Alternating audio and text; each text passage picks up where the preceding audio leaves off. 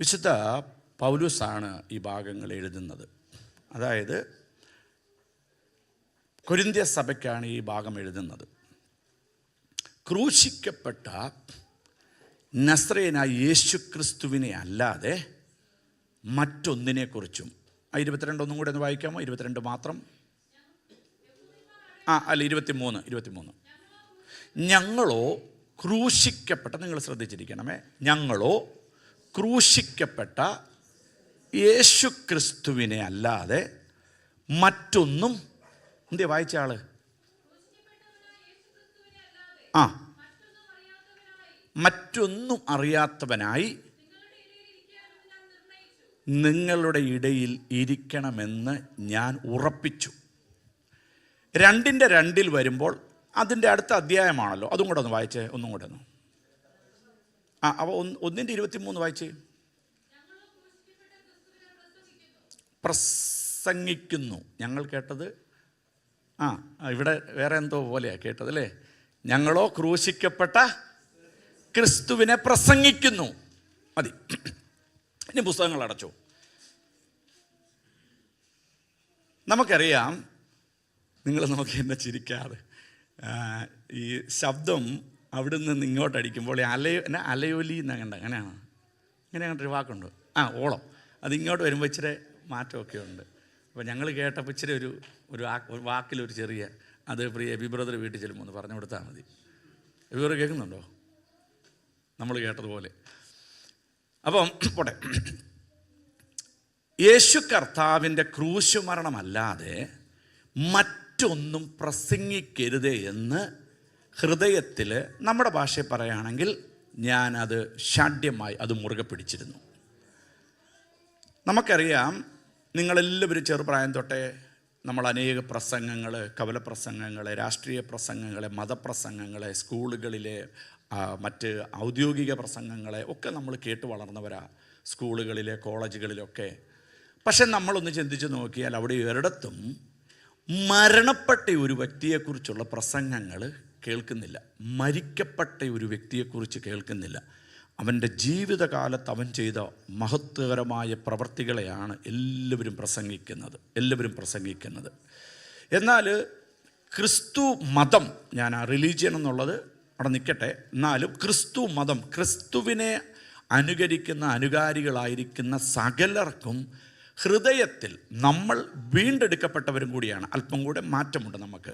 അപ്പം ഈ ക്രിസ്തു മതത്തിലായിരിക്കുന്ന യേശു ക്രിസ്തുവിനെ ദൈവവും കർത്താവും എന്ന് വിളിക്കുന്ന സകലരുടെയും ഹൃദയത്തിൽ എന്നും ധ്യാനിക്കുന്ന ഒരു വിഷയമാണ് യേശു കർത്താവിൻ്റെ ക്രൂശുമരണം. ക്രൂശില്ലാതെ നമുക്കൊന്നുമില്ലാതെ, ക്രൂശില്ലാതെ ഒരു ഉയർച്ചയും നമ്മുടെ ജീവിതത്തിലില്ല. ഇപ്പം പോൾ ഷാഢ്യം പിടിക്കുകയാണ്, ഈ ക്രൂശിക്കപ്പെട്ട നസ്രയനായ യേശുവിനെ അല്ലാതെ മറ്റൊന്നും ഞാൻ പ്രസംഗിക്കാൻ ഇടവരരുത് എന്ന് പറയുകയാണ്. അവിടെ പിന്നെ 22 വാക്യത്തിൽ പറയുന്നു, യവനന്മാർ അവർ ജ്ഞാനമന്വേഷിക്കുന്നു, യഹൂദന്മാർ അടയാളം അന്വേഷിക്കുന്നു. യവന മതം, യവന എന്ന് പറഞ്ഞാൽ ഗ്രീക്ക്, ഇപ്പം എന്താ നമ്മുടെ ഭാഷ പറഞ്ഞ ഗ്രീക്ക് അല്ലെ ഗ്രേക്കർ എന്നൊക്കെ പറയും. ഈ ഗ്രീക്ക് എന്ന് പറയുന്നത് തത്വജ്ഞാനികളാണ്. നിങ്ങളുടെ ഒരു അറിവിന് വേണ്ടി ഞാനൊന്ന് പറയുകയാണ്, അതിന് ശേഷം മേശയിലേക്ക് പ്രവേശിക്കാം. ഗ്രീക്കുകാരെന്ന് പറഞ്ഞാൽ തത്വം, അതായത് അവർ ഭയങ്കര ജ്ഞാനികളാണ്. അവിടെ തന്നെ ഉണ്ടായിരുന്ന വളരെ പ്രശസ്ത, നമ്മൾ സ്കൂളിലൊക്കെ പഠിച്ചിട്ടുണ്ട്, സോക്രട്ടീസ് എന്നൊക്കെ നിങ്ങൾ കേട്ടിട്ടുണ്ടാക്കും. സോക്രട്ടീസ്, പ്ലേറ്റോ, പിന്നെ അരിസ്റ്റോട്ടിൽ, ഇങ്ങനെയുള്ള വലിയ വലിയ തത്വചിന്തകരെല്ലാം ഈ ഗ്രീക്കുകാരാണ്. അപ്പോൾ അവർക്ക് വേണ്ടത് തത്വങ്ങളിലൂടെ അധിഷ്ഠിതമായ ഒരു ദൈവവിശ്വാസമാണ്. അതായത് നമ്മുടെ ഭാഷയിൽ പറഞ്ഞാൽ നമ്മുടെ കണ്ണിനും നമ്മുടെ കാഴ്ചയ്ക്കും നമ്മുടെ അറിവിനും നമ്മുടെ ബുദ്ധിക്കും ഒത്തവണ്ണമുള്ള ഒരു ദൈവവിശ്വാസമാണ്. അപ്പം മറ്റൊരു വിഭാഗത്തെക്കുറിച്ച് പറയുന്നത് യഹൂദന്മാരെക്കുറിച്ച്, അവർ തത്വജ്ഞാനികളല്ല, അവർക്ക് വേണ്ട ദൈവം എപ്പോഴും അത്ഭുതങ്ങളും അടയാളങ്ങളും വീര്യപ്രവൃത്തികളും ഒക്കെ ചെയ്യുന്ന കർത്താവിനെയാണ് അവർക്ക് വേണ്ടത്. ഇത് രണ്ടും ഒരേ ശക്തിയായിട്ട് ആ കാലത്ത് നിൽക്കുമ്പോഴാണ് പോളിൻ്റെ മെസ്സേജിൻ്റെ ആ ഇമ്പോർട്ടൻ്റ് പ്രസക്തി അതായത് അദ്ദേഹം പറയുകയാണ്, യവനന്മാർ തത്വം അന്വേഷിക്കുമ്പോൾ, യഹൂദന്മാർ അടയാളം അന്വേഷിക്കുമ്പോൾ ഇവരെക്കാളൊക്കെ വിദ്യയിൽ സമ്പൂർണ്ണനെന്ന് പറയാൻ ഒരു പക്ഷെങ്കിൽ പറയും. ആ പദം കറക്റ്റല്ല. നിറവ് അല്ലെങ്കിൽ തികവുള്ള ധന്യനായ പോളെന്ന് പറയുന്ന ആ പോള് പറയുകയാണ്, ഞങ്ങൾക്ക് പക്ഷെങ്കിൽ ആരാ? വീണ്ടെടുക്കപ്പെട്ട ദൈവമക്കളായിരിക്കുന്ന ഞങ്ങൾക്ക് പക്ഷെങ്കിൽ ക്രൂശിക്കപ്പെട്ട യേശുവിനെ അല്ലാതെ അവിടെ അത്ഭുതങ്ങൾ പ്രസംഗിക്കുന്നില്ല, തത്വജ്ഞാനം പ്രസംഗിക്കുന്നില്ല. ഞങ്ങൾക്ക് ക്രൂശിക്കപ്പെട്ട യേശുവിനെ അല്ലാതെ മറ്റൊന്നും പ്രസംഗിക്കരുതെന്ന് ഞങ്ങൾ നിർണയിച്ചിരുന്നു. എന്നാൽ ഈ ക്രൂശ് എവിടെയെല്ലാം പ്രസംഗിക്കപ്പെടുന്നോ അവിടെയെല്ലാം വലിയ മാസീവ് വിടുതലുകൾ നടക്കപ്പെടുകയാണ്. സ്തോത്രം. നമ്മുടെ ഇന്നത്തെ കാലത്തെ ഇപ്പം നമ്മൾ ജീവിക്കുന്ന കാലഘട്ടത്തിൽ മാസീവ് ഡെലിവറൻസ് എന്നൊക്കെ പറഞ്ഞ് തന്നെയാണ് മെസ്സേജ്, അല്ലേ? പക്ഷേങ്കിലും എൻ്റെ ചെറുപ്പത്തിൽ ഒരു 45 വയസ്സൊക്കെ ആയപ്പോൾ ഓർമ്മയും ബുദ്ധിയൊക്കെ ആയല്ലോ, ഞാൻ കണ്ടിരിക്കുന്നത് കർത്താവായ യേശു ക്രിസ്തു ഭൂമിയിൽ വന്നത് നിങ്ങൾക്ക് സ്വാതന്ത്ര്യം നൽകുവാനാണ്, അടിമനുഖത്തിൽ നിന്ന് നമുക്ക് വിടുതൽ നൽകുവാനാണ്. ക്രൂശിക്കപ്പെട്ട യേശു, ക്രൂശിൻ്റെ രക്തം സകല പാപവും പോക്കി നമ്മളെ ശുദ്ധീകരിക്കുന്നു, യേശുവിൻ്റെ രക്തം സകല രോഗവും സൗഖ്യമാക്കുന്നു. അതൊക്കെ സബ് ടൈറ്റിലുകളായിരുന്നു. നമുക്കറിയാം, അങ്ങനെ നമ്മൾ കണ്ട് ശീലിച്ച് കേട്ട് വളർന്നവരാണ്. പക്ഷെ പോള് ഇതുപോലും പറയുന്നില്ല. പോള് പറയുകയാണ്, ക്രൂശിക്കപ്പെട്ട നസ്രേനായ യേശുവിനെ കുറിച്ച് മാത്രമേ ഞങ്ങൾ പ്രസംഗിക്കുകയുള്ളൂ. ക്രൂശിക്കപ്പെട്ട നസ്രേനായ യേശുവിനെ മാത്രമേ പ്രസംഗിക്കുകയുള്ളൂ. ഇത് ഒരു വീണ്ടെടുക്കപ്പെട്ട ദൈവമക്കളെന്ന് പറയുമ്പോൾ ക്രിസ്തു മതത്തെക്കുറിച്ച് ഞാൻ പറഞ്ഞതുകൊണ്ട് അതിൽ നിന്നൊന്ന് പറഞ്ഞു പോയില്ലെങ്കിൽ ഒരു ചിന്ത നിങ്ങളുടെ ഉള്ളിൽ കിടക്കുമേ.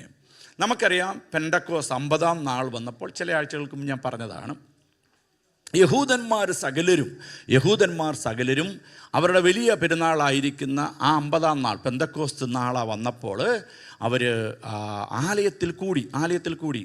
നമ്മൾ ചിന്തിക്കും അവരും നമ്മൾ തമ്മിലുള്ള വ്യത്യാസം എന്നാന്ന് നമ്മൾ ഉള്ളിലൊരു തോന്നൽ വരും.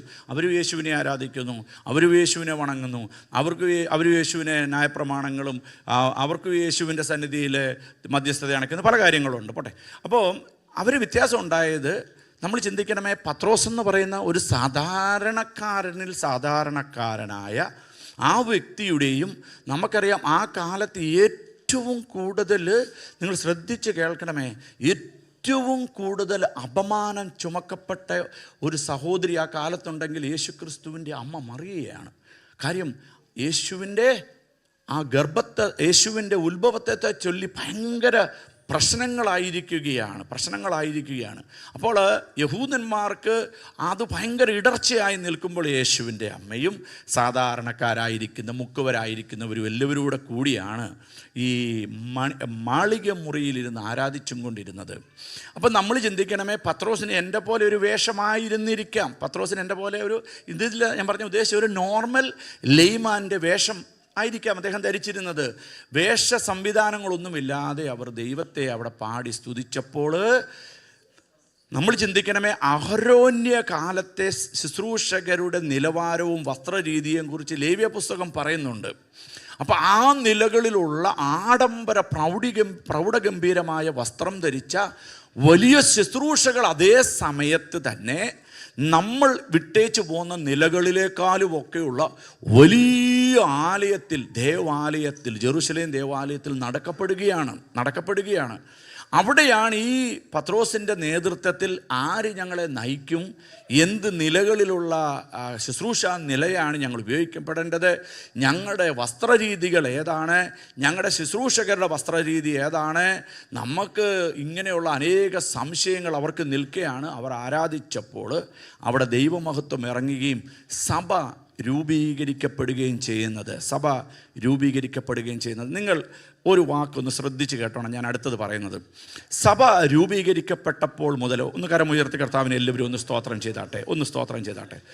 സഭ രൂപീകരിക്കപ്പെട്ടപ്പോൾ മുതൽ വാഗ്ദത്തങ്ങൾ കേൾക്കാൻ തുടങ്ങി. ഒന്ന് കരമുയർത്തി ഒന്നും കൂടെ ദൈവത്തെ സ്തോത്രം ചെയ്താട്ടെ. വാഗ്ദത്തങ്ങളെ കേൾക്കാൻ പുതിയ നിയമസഭ കേൾക്കാൻ തുടങ്ങി. പുതിയ നിയമസഭ വാഗ്ദത്തം കേൾക്കാൻ തുടങ്ങി. ഒന്ന് പറഞ്ഞേ, വാഗ്ദത്തം സഭ കേൾക്കാൻ തുടങ്ങി. എല്ലാവരും ഒന്ന് പറഞ്ഞേ, വാഗ്ദത്തങ്ങൾ സഭ കേൾക്കാൻ തുടങ്ങി. ഏതാ?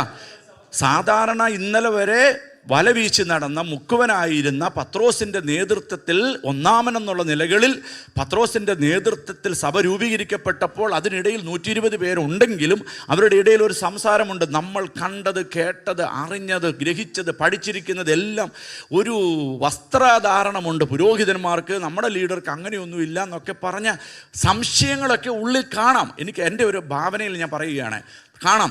അങ്ങനെ നിൽക്കുമ്പോഴാണ് സഭയുടെ മേൽ വാഗ്ദത്തങ്ങൾ വീഴുന്നത്. ഒരു വാഗ്ദത്തം, ഒരു ദൂതെങ്കിലും കേട്ടിട്ടുള്ളവർ ദൈവത്തെ ഒന്നും കരമുയർത്തി സ്തുതിച്ചാട്ടെ. ഒരു വാക്കെങ്കിലും കേട്ടിട്ടുള്ളവർ. ഇനി അടുത്തത് നിങ്ങൾ ശ്രദ്ധിച്ച് കേൾക്കണമേ. കേട്ട വാഗ്ദത്തത്തെ നിവൃത്തീകരിക്കപ്പെടണമെങ്കിൽ പറയപ്പെട്ടത് ചിലപ്പം ബിജു ചെറിയാനിലൂടെ ആയിരിക്കാം, കേട്ടത് ചിലപ്പോൾ KC ചെറിയാൻ പാസ്റ്ററിലൂടെ ആയിരിക്കാം, കേട്ടത് ചിലപ്പോൾ ജോസഫ് പുന്നൂസ് പാസ്റ്ററിലൂടെ ആയിരിക്കാം. ആരിലൂടെ കേട്ടെങ്കിലും പറയപ്പെടുന്ന വ്യക്തികൾക്ക് ഇത് നടപ്പിലാക്കുവാനുള്ള കഴിവില്ല. ആമേൻ. പത്രോസ് എന്ന് പറയുന്ന സാധാരണക്കാരനായ വ്യക്തിയിലൂടെ കേട്ട വചനത്തെ നടപ്പിലാക്കുവാൻ പത്രോസിന് കഴിയത്തില്ല. പക്ഷെങ്കിൽ നിങ്ങൾ ശ്രദ്ധിക്കണമേ, ഈ ഒരു പദം എപ്പോഴും ചിന്തിക്കണമേ. കേട്ട വാഗ്ദത്തത്തെ നിവൃത്തീകരിപ്പാൻ യേശു കർത്താവ് മുന്നമേ പറഞ്ഞു, ഞാൻ പിതാവിങ്കിൽ നിന്ന് കേട്ടതിനെ നിങ്ങൾ പ്രാപിച്ചു കൊള്ളണമേ. എപ്പോഴും ഓർത്തണമേ, പുതിയ നിയമസഭയുടെ നിലനിൽപ്പ് വാഗ്ദത്തവും കേട്ട വാഗ്ദത്തത്തെ നടപ്പിലാക്കുവാൻ വേണ്ടിയിട്ടുള്ള പരിശുദ്ധാത്മാവിൻ്റെ ശക്തിയുമാണ്. എപ്പോഴും അത് ഓർത്തണമേ. പുതിയ നിയമസഭയുടെ ആദ്യത്തെ വാഗ്ദത്തത്തെ മുതൽ നടപ്പിലാക്കണമെങ്കിൽ സ്വർഗത്തിലെ ദൈവം പരിശുദ്ധാത്മാവിനെ അവരുടെ മേൽ വീണ്ടും വീണ്ടും വീണ്ടും വീണ്ടും അയക്കുകയാണ്. ഇന്ന് പകൽ എന്നെ കേൾക്കുന്ന ദൈവമക്കൾ പറയണം, കേട്ടിരിക്കുന്ന ചെറുതോ വലുതോ ആയ ദൂതുകൾ, ദൈവത്തിൻ്റെ സന്നിധിയിൽ അതൊന്നും ചെറുതോ വലുതോ ഒന്നും അല്ല, കേട്ടിരിക്കുന്ന ചെറുതോ വലുതോ ആയ ദൂതുകളെ നമ്മുടെ ജീവിതത്തിൽ നടപ്പിലാക്കപ്പെടണമെങ്കിൽ അതിനെ പറഞ്ഞ കേട്ട ദൂതുവാഹികളായിരിക്കുന്ന ദൈവദാസന്മാരെയോ ദൈവദാസികളെയോ അല്ല ദൈവം ഉപയോഗിക്കുന്നത്. കേട്ട ദൂതിനോട് നമ്മൾ പ്രതികരിച്ചു തുടങ്ങുമ്പോൾ, കേട്ട ദൂതിനോട് നമ്മൾ ഒരു സംശയമില്ലാതെ നമ്മളെ തന്നെ സമർപ്പിച്ചു കഴിയുമ്പോൾ, കേട്ട ദൂതിനെ, കേട്ട വാഗ്ദത്തത്തെ ആദ്യം സഭ നടപ്പിലാക്കിയത് ആത്മശക്തിയിലെ അവരതിനെ കൈകാര്യം ചെയ്തപ്പോഴാണെങ്കിൽ, എന്നെ കേൾക്കുന്ന ദൈവമക്കൾ പറ, ഇന്ന് പകൽ എവിടെയെങ്കിലും കേട്ടപ്പെട്ട ദൂതുകൾ കൈമോശം വന്നുപോയിട്ടുണ്ടെങ്കിൽ, കേട്ടപ്പെട്ട ദൂതുകൾ നടപ്പിലാകത്തില്ല എന്ന് ഉബോധ മനസ്സ് പറയുന്നുണ്ടെങ്കിൽ, എൻ്റെ മേൽ പകർന്നിരിക്കുന്ന ആത്മശക്തിയാൽ ഞാൻ അതിനെ ജയിക്കും. സ്തോത്രം. ഹല്ലേലൂയ. അതുകൊണ്ട് പൗൽ പറയുകയാണ്, ക്രൂശിക്കപ്പെട്ട ക്രിസ്തുവിനെ ഞങ്ങൾ പ്രസംഗിക്കും. ക്രൂശിക്കപ്പെട്ട ക്രിസ്തുവിനെ. ഞാൻ ആ വ്യാപരിക്കുന്ന ദൈവകൃപയിൽ നിന്ന് അടുത്തോടൊന്ന് പറഞ്ഞിട്ട് ഞാൻ തിരുമേശയിലേക്ക് പ്രവേശിക്കാം. നിങ്ങളോട് കേട്ടിരിക്കുന്നത്, ഇപ്പം ഈ സഭയിൽ ദേവദാസൻ എന്നുള്ള നിലയിൽ എനിക്കറിയാം ഓരോ വിഷയങ്ങളെയും ഫ്രണ്ട് റോയിലിരിക്കുന്നവരുടെ അറിയാം, ബാക്ക് റോയിലിരിക്കുന്നവരുടെ അറിയാം, അവിടം തൊട്ട് ഇവിടെ വരെ ഇരിക്കുന്നവരുടെ വിഷയങ്ങളൊക്കെ ഞങ്ങൾക്കറിയാം. നിങ്ങൾ പലരും ഞങ്ങൾ വരുമ്പോൾ ഈ വിഷയത്തിൽ പ്രാർത്ഥിക്കണമെന്നൊക്കെ നിങ്ങളെ ശുശ്രൂഷിക്കുന്ന ഒരു ദൈവദാസൻ എന്നുള്ള നിലയിൽ എന്നോട് പറഞ്ഞിട്ടുണ്ടെങ്കിൽ, ഞാൻ പ്രാർത്ഥിക്കുന്നതിലധികമായി അതിൻ്റെ മേലെ ചിറകുകൾ വെക്കണമെങ്കിൽ, അതിൻ്റെ മേലെ ചിറകുകൾ വിരിക്കപ്പെടണമെങ്കിൽ, അതിൻ്റെ മേലെ ജീവൻ തുടിക്കപ്പെടണമെങ്കിൽ ഇന്ന് പകൽ പറയണം, കർത്താവേ, അതിനെ ജീവിപ്പിക്കുന്ന, അതിനെ ജ്വലിപ്പിക്കുന്ന, അതിനെ ഒരു സാക്ഷിയാക്കി തീർക്കുന്ന ആത്മശക്തി എൻ്റെ മേൽ പകരപ്പെടണമേ എന്ന് പ്രാർത്ഥിച്ചാലുണ്ടല്ലോ, അത് നടപ്പിലാക്കുന്ന ഒരു ദൈവസഭയിലാണ് നമ്മളായിരിക്കുന്നത്. അതുകൊണ്ട് പുതിയ നിയമ വിശ്വാസികളായിരിക്കുന്നവർ പറയണം, കേട്ട ദൂതുകൾ നടപ്പിലാകാൻ സാധ്യതയില്ല, കേട്ട ദൂതുകൾക്ക് ഒരു സാധ്യതയുമില്ല. പക്ഷെ നടപ്പിലാക്കുന്നവൻ്റെ ആത്മശക്തിയാൽ പുതിയ നിയമസഭയെ തമ്പുരാൻ ഉറപ്പിച്ചെങ്കിൽ, കർത്താവിൻ്റെ മടങ്ങി വരുവോളം ആത്മശക്തിയിൽ ഈ സഭ അങ്ങോട്ട് മൂവ് ചെയ്യുമ്പോൾ ഉണ്ടല്ലോ, കേട്ടതെല്ലാം എത്ര വലിയ ഭാരമേറിയതാണെങ്കിലും, കേട്ടതെല്ലാം ഒരു സാധ്യതകളില്ലാത്തതാണെങ്കിലും നടപ്പിലാക്കുവാൻ ഇന്ന് പകലിലും ആത്മാവിൻ്റെ ശക്തി വീശി അടിക്കുമ്പോൾ പറയണം, കർത്താവേ, സാധ്യതകളൊന്നുമില്ല, പക്ഷെ നടപ്പിലാക്കുന്ന ഒരു ദൈവകൃപയുണ്ടെന്നേ, അതിനെ ഞങ്ങൾ പരിശുദ്ധാത്മാവെന്ന് വിളിക്കും. നമുക്ക് മേശയിലേക്ക് പ്രവേശിക്കാം. ഒരുമിച്ച് കണ്ണുകളടയ്ക്കാം. തുടർച്ചയായി വരുന്നവർ നിങ്ങളൊന്ന് വന്നാട്ടെ. ഹല്ലേലൂയ. സെൽ ലീഡേഴ്സ് പറ്റുമെങ്കിൽ എല്ലാവരും ഇങ്ങ് വരിക. സെൽ ലീഡേഴ്സ് നിങ്ങളായിരിക്കുന്നവരൊക്കെ വരിക. നമുക്ക് ഒരുമിച്ച് ഈ മേശയിൽ പങ്കെടുക്കാം. സ്തോത്രം.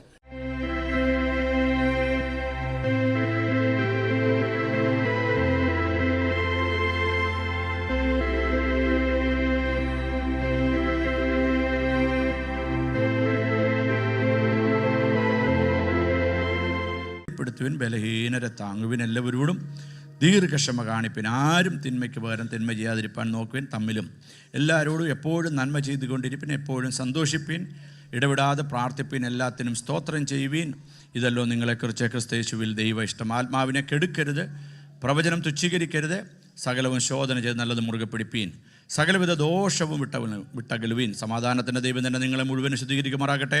നിങ്ങളുടെ ആത്മാവും പ്രാണനും ദേഹവും അശേഷം നമ്മുടെ കർത്താവായ യേശു ക്രിസ്തുവിൻ്റെ പ്രത്യക്ഷതയിൽ അനന്യമായി വെളിപ്പെടും വണ്ണം കാക്കപ്പെടുമാറാകട്ടെ. നിങ്ങളെ വിളിക്കുന്നവൻ വിശ്വസ്തനാകുന്നു, അവനത് നിവർത്തിക്കും. സഹോദരന്മാരെ, ഞങ്ങൾക്ക് വേണ്ടിയും പ്രാർത്ഥിപ്പീൻ. സ്വർഗത്തിനും ഭൂമിക്കും നാഥനായ കർത്താവേ, തിരുസഭയാം കുടുംബത്തിന് വേണ്ടി അങ്ങയുടെ ദാസൻ എന്നുള്ള നിലയിൽ ഇടിവിൽ നിന്ന് പ്രാർത്ഥിക്കുന്നു. ഈ ജനത്തെ അനുഗ്രഹിക്കണമേ, ഈ ജനത്തിന് വിടുതലുകൾ നൽകണമേ, ഈ ജനത്തിൻ്റെ വിശ്വാസത്തെ വർദ്ധിപ്പിക്കണമേ, ഈ ജനത്തിൻ്റെ പ്രാർത്ഥനാ നിലകൾക്ക് ഉയർച്ചകൾ നൽകട്ടെ, ഇവരുടെ രോഗങ്ങൾക്ക് സൗഖ്യം നൽകട്ടെ, ഇവർക്ക് സന്തോഷം നൽകട്ടെ, കുടുംബജീവിതത്തിൻ്റെ പവിത്രതയിലേക്ക് ജനങ്ങൾ മടങ്ങി വരട്ടെ. വിശുദ്ധിയിൽ അതിഭയങ്കരനായ ദൈവത്തെ വിശുദ്ധിയിൽ നിന്ന് ആരാധിപ്പാൻ നിൻ്റെ ജനത്തെ ഒരുക്കിയാട്ടെ. വീണ്ടും വീണ്ടും വീണ്ടും വീണ്ടും ഞങ്ങളെ ശുദ്ധീകരിച്ചാട്ടെ. നിർമ്മല കന്യകയെ പോലെ ഞങ്ങളെ ആക്കി തീർത്താട്ടെ. വരവിനായിട്ട് ഞങ്ങളെ ഒരുക്കി നിർത്തണം. യേശു ക്രിസ്തുവിൻ നാമത്തിൽ തന്നെ, ആമേൻ. സന്തോഷത്തോടു കൂടി ആയിരിക്കുമ്പോൾ ഒരു പാട്ടിൻ്റെ വരികൾ പാടും. നമ്മൾ പറഞ്ഞതുപോലെ നമുക്ക് എഴുന്നേറ്റ് നിൽക്കാം. ഓഫറിങ് കൊടുക്കുകയാണല്ലോ, ആ സമയത്ത് നിങ്ങളൊന്ന് എഴുന്നേറ്റ് നിന്ന് ഇടുന്നത് നന്നായിരിക്കും. ദൈവം അനുവദിച്ചാൽ നമുക്ക് ഇന്ന് മുതൽ നമുക്ക് ബിൽഡിംഗ് ഫണ്ട് നമ്മളതിന് വേണ്ടിയിട്ട് പിന്നത്തേതിൽ നമ്മളൊരു ഓഫറിങ് കൂടെ മെസ്സേജൊക്കെ കഴിയുമ്പോൾ എടുക്കും. ഞാനും കഴിഞ്ഞ ആഴ്ച പറഞ്ഞു എന്ന് മാത്രമേ ഉള്ളൂ. ഇനി അത് ബൈബിളിൽ നിന്ന് എനിക്കും അത് ക്രമീകരിക്കണം. അപ്പോൾ നിങ്ങൾ ഇന്ന് കൊണ്ടുവന്നിട്ടല്ലേ ഭാരപ്പെടുകയൊന്നും വേണ്ട. രണ്ടാമത്തെ ഓഫറിങ് ഒരു നിർബന്ധവും ഇല്ല. ഞാനത് വീണ്ടും പറയുകയാണ്, സ്നേഹത്തിൻ്റെ ഭാഷയിലാണ്. അതിൽ നിർബന്ധമില്ല ഇതിനകത്ത്. കാര്യം നമ്മളൊരു വാക്യം കഴിഞ്ഞ ആഴ്ച വായിച്ചായിരുന്നു, പുറപ്പാട് പുസ്തകം 25-ാം അധ്യായത്തിൽ. സന്തോഷത്തോടെ അതിലിട്ടാൽ മതി. ഇപ്പോൾ ചിലപ്പോൾ നിങ്ങൾക്ക് ഇന്ന് ഇടാൻ പറ്റിയില്ല, അടുത്ത ആഴ്ച ഇടാനൊരു സന്തോഷം ഉണ്ടെങ്കിൽ നിങ്ങൾ അന്ന് ഇടുക. അങ്ങനെ നിങ്ങളൊരു ക്രമീകരണം ചെയ്യുക. നമുക്കൊരാലയം ആവശ്യമാണല്ലോ. വളരെ പ്രാർത്ഥനയോടുകൂടി ആയിരിക്കുമ്പോൾ പ്രിയ റിയായും സാംസനും മുമ്പോട്ട് കടന്നു വന്ന് ഒരു പാട്ടിൻ്റെ വരികളെ പാടുന്നതായിരിക്കും.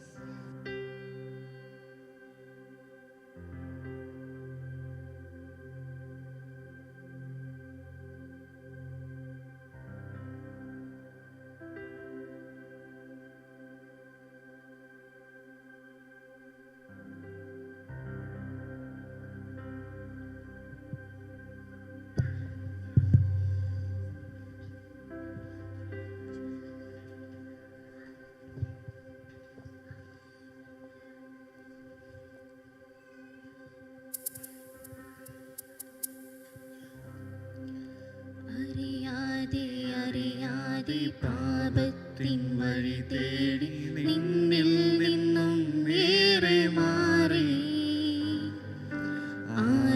ആരോരുമില്ലാതെ ഗതിയില്ല നേരത്തു നീ മാത്രമാണെന്നെൻ ചാരേ.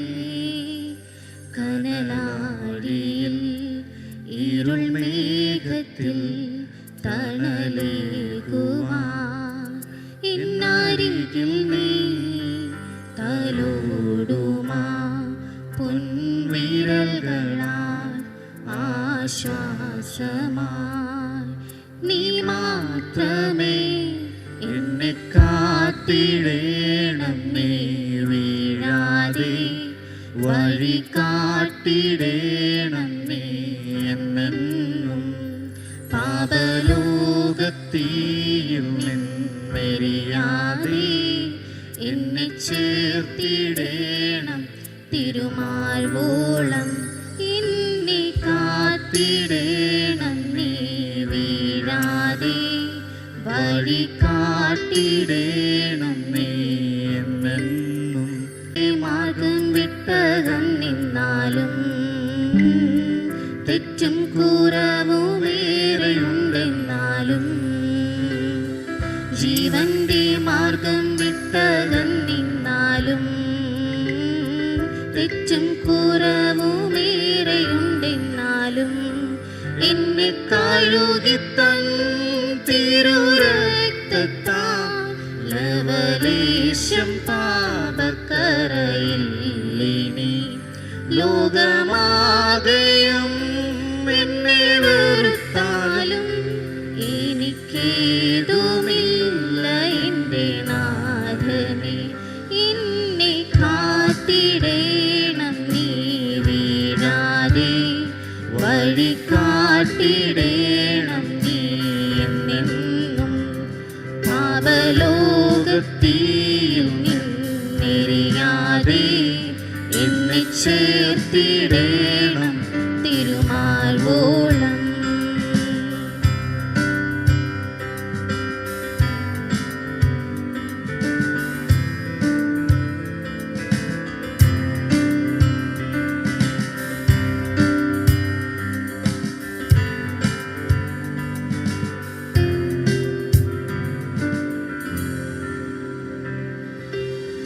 ലോകത്തിൻ മോഹം തേടി പോകുന്നവരെ, എരിയുന്ന തീയിൽ നിന്നും കോരിയെടുപ്പാൻ. ലോകത്തിൻ മോഹം തേടി പോകുന്നവരെ, എരിയുന്ന തീയിൽ നിന്നും കോരിയെടുപ്പാൻ. എന്നെ നിർത്തണേ തവ കൃപയിൽ നീ, സുവിശേഷമാമഗ്നി പകരുവാൻ. അന്ത്യം വരെയുമെന്നെ നിലനിർത്തണേ, നിന്റെ വിളക്കായി എന്നും ശോഭിപ്പാൻ.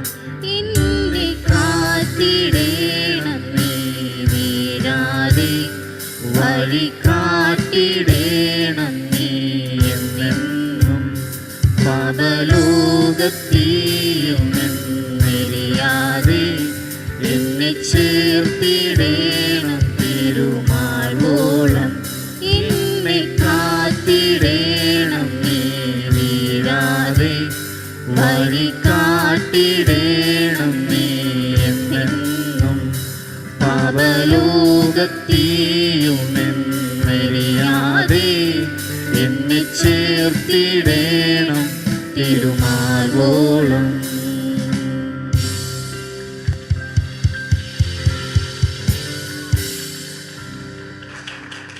സ്തോത്രം. പരിശുദ്ധ ദൈവമേ, നിത്യനായ ഞങ്ങളുടെ കർത്താവേ, അങ്ങയുടെ നാമത്തിൻ്റെ മഹത്വത്തിനായിട്ട് വേർതിരിക്കപ്പെട്ടിരിക്കുന്ന ഈ സംഭാവനകളെ ഓർത്ത് സ്തോത്രം. അങ്ങയുടെ രാജ്യത്തിൻ്റെ മഹത്വത്തിനായിട്ടാണല്ലോ ഇത് ഉപയോഗിക്കപ്പെടുന്നത്.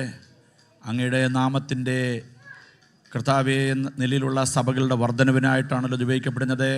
ഇതിനായിട്ട് ഇതിലെല്ലാ കരങ്ങളെ അനുഗ്രഹിച്ചാട്ടെ എന്ന് പ്രാർത്ഥിക്കുന്നു. അതോടൊപ്പം തന്നെ പിതാവേ, ഇന്ന് പാട്ടുപാടിയ കുഞ്ഞുങ്ങൾക്കായി ഞങ്ങൾ സ്തോത്രം. ദൈവകൃപയിൽ അവർക്ക് ദൈവത്തിൽ ആശ്രയിച്ച് പാടുവാൻ കൃപ നൽകിയതിനായിട്ട് നന്ദി. എല്ലാ നിലയിലും കർത്താവ് ഞങ്ങളെ അനുഗ്രഹിക്കുന്നത് ഓർത്ത് സ്തോത്രം. യേശുവിൻ നാമത്തിൽ തന്നെ ആമേൻ. വളരെ ഇന്നൊരു ഓഫറിംഗ് ബാഗേ ഉള്ളൂ. മറ്റേ എന്തി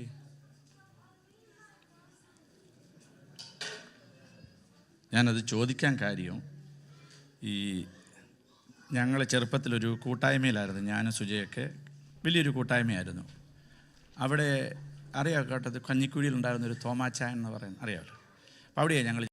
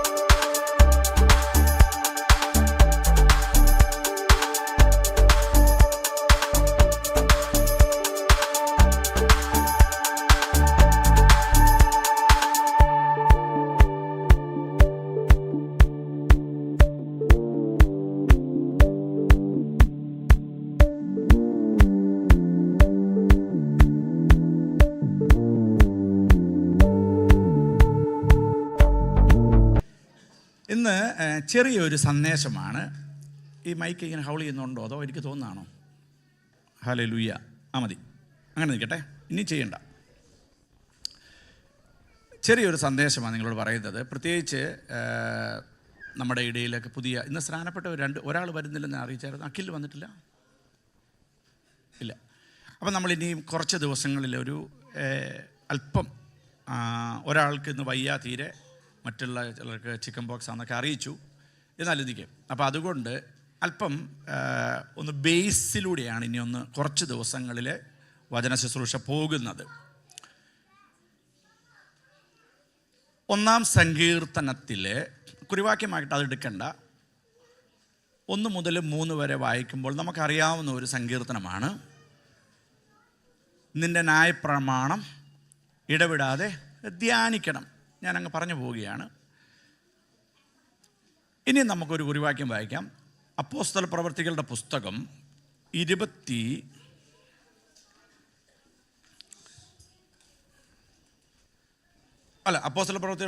8-ാം അധ്യായത്തിൻ്റെ 26-ാം വാക്യം ഒന്ന് വായിച്ചാട്ടെ. ആ ആ ആ ആ ആ ആ ആ ആ ആ മതി. ഇനി നിങ്ങൾ പുസ്തകം അടക്കിക്കോ പ്രിയ നീതു, വായിച്ചോളൂ. ഈ ദൈവവചനത്തിൻ്റെ പ്രത്യേകതകളുണ്ട്. ദൈവവചനത്തിൻ്റെ സുവിശേഷത്തിന് അതിൻ്റെ പ്രത്യേകതകളുണ്ട്. ലേഖനങ്ങൾക്ക് അതിൻ്റെ പ്രത്യേകതകളുണ്ട്. ചരിത്ര പുസ്തകമാകുന്ന അപ്പോസ്തല പ്രവൃത്തികൾക്ക് അതിൻ്റെ പ്രത്യേകതകളുണ്ട്. ഈ സുവിശേഷത്തിൽ നിന്ന് നമ്മളൊരു ആധാരവാക്യം എടുക്കുമ്പോൾ നമുക്ക് സകലർക്കും അറിയാം, അത് യേശു കർത്താവിൻ്റെ കാലത്ത് നടക്കപ്പെട്ട സംഭവമാണ്. സുവിശേഷം, മർക്കോസിൻ്റെ സുവിശേഷം ഇത്ര അധ്യായം, യോഹന്നാൻ്റെ സുവിശേഷം. അപ്പോൾ യേശു കർത്താവിൻ്റെ കാലത്ത് നടക്കപ്പെട്ട കാര്യമാണെന്ന് നമുക്കന്നേരം അറിയാം. അത് യേശുവിൻ്റെ കാലത്ത് നടക്കപ്പെട്ട എന്തിനെയോ അടിസ്ഥാനപ്പെടുത്തിയുള്ള ഒരു സുവിശേഷ പ്രസംഗമാണ് നടക്കപ്പെടുവാൻ പോകുന്നത്. പോള് പറഞ്ഞു, നമ്മൾ കേട്ടു, ക്രൂശിക്കപ്പെട്ട നസറേനായ യേശുവിനെ അല്ലാതെ. അപ്പോൾ പോളിൻ്റെ പ്രസംഗം മുഴുവൻ നിങ്ങൾ ശ്രദ്ധിച്ചാൽ അപ്പോൾ സുവിശേഷത്തിൽ നിന്നായിരുന്നിരിക്കാം. സുവിശേഷം എന്ന് പറയുന്നത് യേശുവിൻ്റെ ജീവചരിത്രമാണല്ലോ. ഇപ്പോൾ യേശുവിൻ്റെ ജീവചരിത്രം എന്ന് പറയുമ്പോൾ യേശു കർത്താവിൻ്റെ മരണം എല്ലാ ലേഖനങ്ങളിലും എഴുതപ്പെട്ടിട്ടുണ്ട്.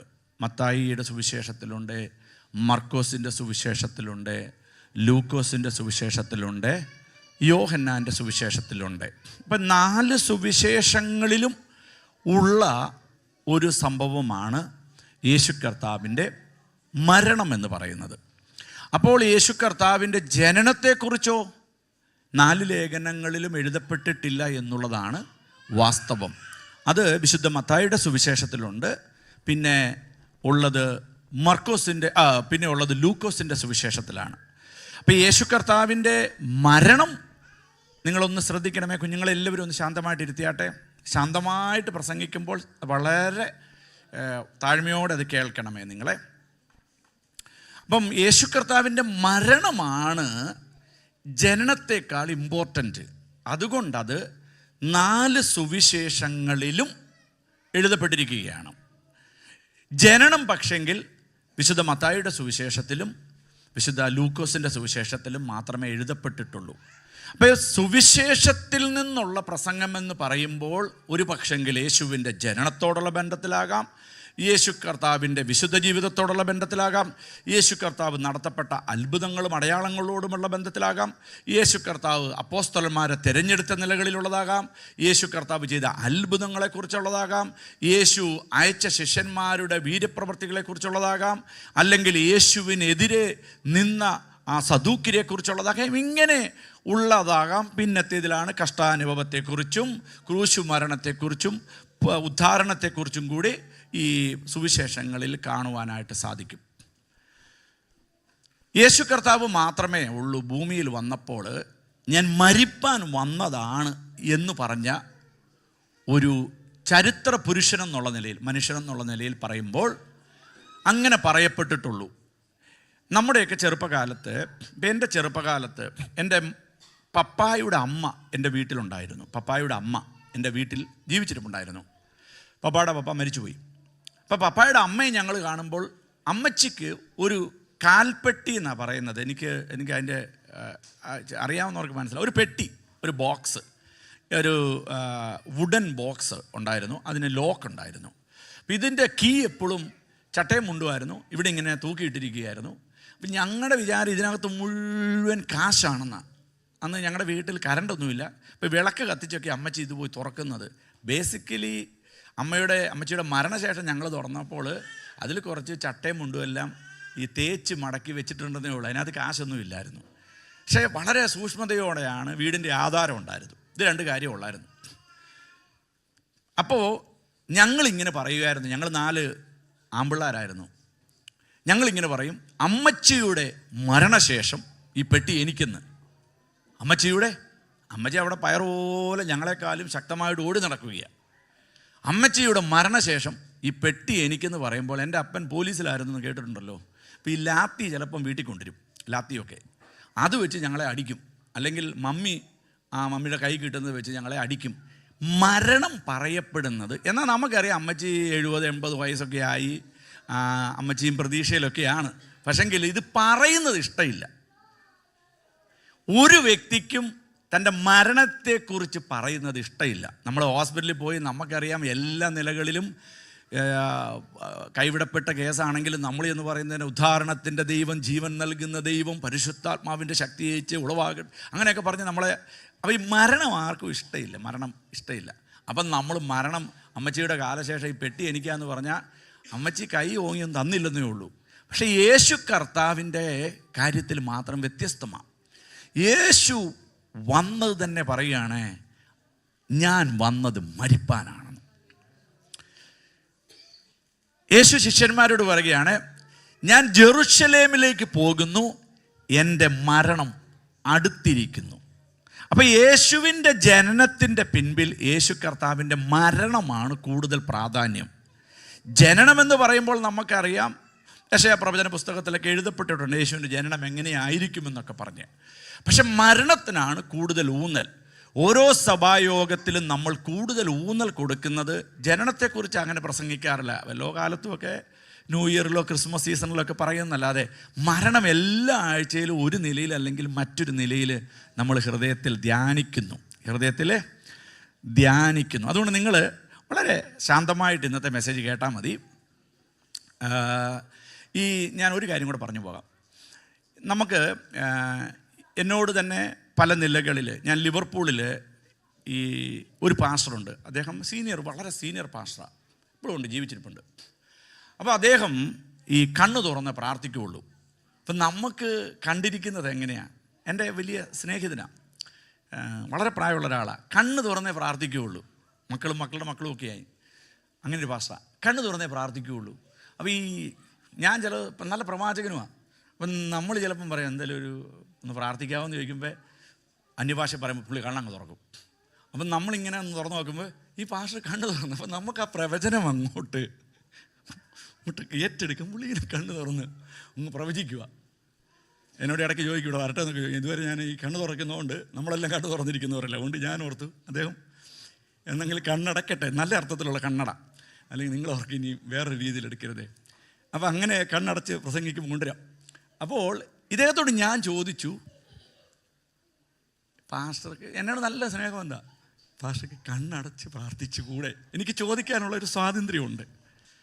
അപ്പോൾ എന്നോട് ചോദിച്ച ചോദ്യം എത്ര 20 വർഷങ്ങൾക്ക് മുമ്പ് ചോദിച്ചതാ, 20 അല്ലെങ്കിൽ അതിനു മുന്നേ ചോദിച്ചതാ. പാസ്റ്റർ എന്തിനാ എന്നോട് അന്ന് 25 വർഷം മുന്നേ ആണെന്ന് കൂട്ടിക്കോ, എന്തിനാ സഹോദരൻ കണ്ണടയ്ക്കുന്നത്? ഞാൻ പറഞ്ഞു എനിക്കറിയത്തില്ല, ഞാൻ ചെറുപ്പം തൊട്ടേ കണ്ണടച്ചാണ് പ്രാർത്ഥിക്കുന്നത്. അപ്പോൾ അദ്ദേഹം പറഞ്ഞു, ഞാൻ ചെറുപ്പം തൊട്ടേ കണ്ണ് തുറന്നാണ് പ്രാർത്ഥിക്കുന്നത്. അയ്യോ, അപ്പം അദ്ദേഹം പാസ്റ്ററാണ്, ഞാൻ വിശ്വാസിയാണ്. ഞാൻ പറഞ്ഞു ഓക്കെ. അപ്പം അദ്ദേഹം പറഞ്ഞു, ഈ കണ്ണടയ്ക്കുന്നത് ഏകാഗ്രതയ്ക്ക് വേണ്ടിയിട്ടാണെന്ന് പറഞ്ഞു. അപ്പം നമുക്കതങ്ങോട്ട് അംഗീകരിക്കാനൊന്നും പറ്റത്തില്ല. കാര്യം കണ്ണടച്ചില്ലേ ദൈവം ഇടപെടത്തില്ലെന്നുള്ള ഒരു ചിന്തയാണ് മനസ്സിൽ കിടക്കുന്നത്. അപ്പം അദ്ദേഹം പറഞ്ഞു കണ്ണടയ്ക്കുന്നത് ഏകാഗ്രതയ്ക്ക് വേണ്ടിയാണ്. അപ്പോൾ നമ്മളെപ്പോഴും ചിന്തിച്ചോണമേ, കണ്ണടയ്ക്കുന്നത് ഈ സറൗണ്ടിങ്ങിനെ ഒന്ന് മറക്കാനാണ്. എപ്പോഴും അത് ചിന്തിച്ചോണമേ, കണ്ണടയ്ക്കുന്നത് ഏകാഗ്രത ലഭ്യമാകുവാനാണ്.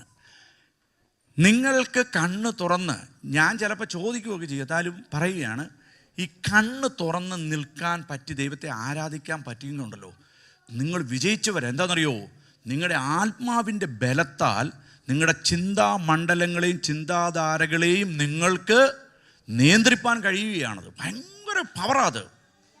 സ്തോത്രം. നിങ്ങൾ ഈ അന്ത്യോക്യയിൽ നിന്ന് പോൾ രണ്ടാമത്തെ മിഷനറി യാത്ര പോയപ്പോൾ പാംഫുലി എന്ന് പറയുന്ന ഒരു സ്ഥലത്തെത്തിയ കാര്യങ്ങളൊക്കെ പറഞ്ഞിട്ട് അവിടെ യഹൂദന്മാരുടെ സിനഗോഗിൽ പ്രസംഗിക്കുന്നു. അന്ത്യോക്യയിൽ പൗലോസും ബർന്നബാസും കൂടെ അവിടെ പറയുന്നത് അവർ ആംഗ്യം കാണിച്ചെന്നാണ് പറയുന്നത്, ആംഗ്യഭാഷയിൽ. അതായത് പ്രസംഗിച്ചോളാൻ ദൈവശക്തി വ്യാപരിക്കുന്നുണ്ടെന്ന് ഒരാളെ അപ്പോൾ ഞാൻ പറയുന്നത്, നമുക്ക് കണ്ണ് തുറന്ന് പ്രാർത്ഥിക്കാം, കണ്ണ് തുറന്ന് നിങ്ങൾക്ക് ദൈവത്തെ ആരാധിക്കാം.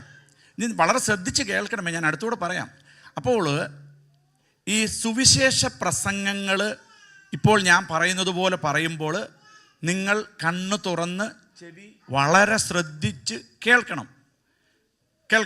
പക്ഷെങ്കിൽ അത് സുവിശേഷമാണ്, പ്രസംഗമാണ്. അത് നമ്മൾ യേശു കർത്താവിനെ കുറിച്ച് പറയുകയാണ്. പക്ഷെങ്കിൽ അപ്പോസ്തല പ്രവൃത്തികളിലേക്ക് വരുമ്പോൾ അവിടെ യേശു കർത്താവിൻ്റെ മരണവും പുനരുത്ഥാനവും, യേശു കർത്താവ് ഭൂമിയിൽ അയക്കപ്പെട്ടിരിക്കുന്ന തൃത്വത്തിൽ മൂന്നാമനായി പരിശുദ്ധാത്മാവാകും സബ്ജക്റ്റ്. സ്തോത്രം. അവിടെ നമ്മൾ കണ്ണു തുറന്നിരിക്കുന്നതിനകത്ത് വിരോധമില്ല. ഞാൻ പാസ്റ്റർ ഒരു റെഫറൻസ് ചോദിക്കും, പറ്റുവാണെങ്കിൽ ഒന്ന് ഓർക്കുവാണെങ്കിൽ ഓർത്താൽ മതി. ഇല്ലെങ്കിൽ നമുക്കതിന് ശേഷം എനിക്കൊരു നല്ല മെഷീനുണ്ട്, ചാറ്റ് GPT, അതിനകത്ത് അടിച്ചാൽ മതി, കിട്ടും. ഞാൻ ഓർമ്മയിൽ ഇപ്പം ഇങ്ങനെ വന്നതുകൊണ്ട് ഞാനങ്ങ് പറയുകയാണ്. പക്ഷെങ്കിൽ അപ്പോസ്തല പ്രവൃത്തികളുടെ പുസ്തകത്തിലേക്ക് വരുമ്പോൾ മാറ്റമുണ്ട്.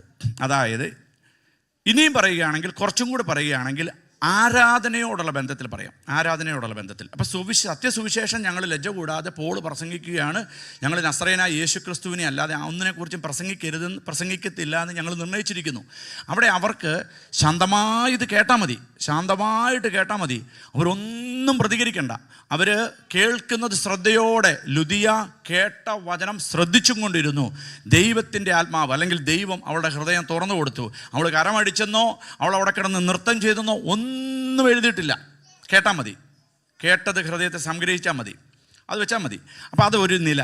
പക്ഷെങ്കിൽ ആരാധനയോടുള്ള ബന്ധത്തിലും അപ്പോസ്തല പ്രവൃത്തികളോടുള്ള ബന്ധത്തിലും പ്രവാചകന്മാരോടുള്ള ബന്ധത്തിലൂടെ ഒന്ന് പറഞ്ഞു പോകാം. ആരാധനയിൽ ഈ പരിപാടി നടക്കത്തില്ല. നിങ്ങളെപ്പോഴും അതൊന്ന് പഠിക്കുന്നത് നല്ലതാണ്. ഒരു ബേസിക് ഈ ഓൺലൈനിലും ആയിട്ടുണ്ടല്ലോ നമ്മുടെ കുഞ്ഞുങ്ങളിൽ നിന്ന് വരാത്തവർ, അത് ശ്രദ്ധിച്ചോണമേ. ആരാധനയിൽ വരുമ്പോൾ കണ്ണ് തുറന്ന് കരം ഇങ്ങനെ പിടിച്ച് ഇരിക്കാൻ വേദപുസ്തകം പറയുന്നില്ല. അവിടെ ഞാൻ റെഫറൻസ് ചോദിച്ചെന്നറിയോ, ഒരു പ്രവാചകനാണെന്ന് എങ്ങനെ തെളിയിക്കപ്പെടുന്നു എന്നുള്ളത് തിരുവഴുത്തിലുണ്ട്. ഞാൻ റെഫറൻസ് ഓർക്കുന്നില്ല, അപ്പോൾ ഓർത്തപ്പോൾ അങ്ങ് പറയുകയാണ്, തൻ്റെ ജീവിതം കൊണ്ടും തൻ്റെ പ്രതികരണം കൊണ്ടും എന്നാണ് വചനം. അതായത് ഒരു പ്രവാചകനാണെന്ന് തെളിയിക്കപ്പെടുന്നത്, വളരെ ശ്രദ്ധിച്ച് കേൾക്കണമേ, തൻ്റെ ജീവിതം കൊണ്ട് തെളിയിക്കണം താൻ പ്രവാചകനാണെന്ന്, തൻ്റെ പ്രതികരണം കൊണ്ട് തെളിയിക്കണം. തൻ്റെ പ്രതികരണം, ആദ്യത്തെ പ്രതികരണം തെറ്റിയായിരുന്നു ശമൂവേലിന്. നിങ്ങൾ ശ്രദ്ധിക്കണമേ, അല്ലേ? ശമൂവേൽ ദൈവത്തിൻ്റെ ഇടപെടലുണ്ടായി തെറ്റി, പിന്നെ ഏലി പറയുകയാണേ, എടാ ഇത് ദൈവമാ. അപ്പം പ്രതികരിക്കാൻ തുടങ്ങി. ഈ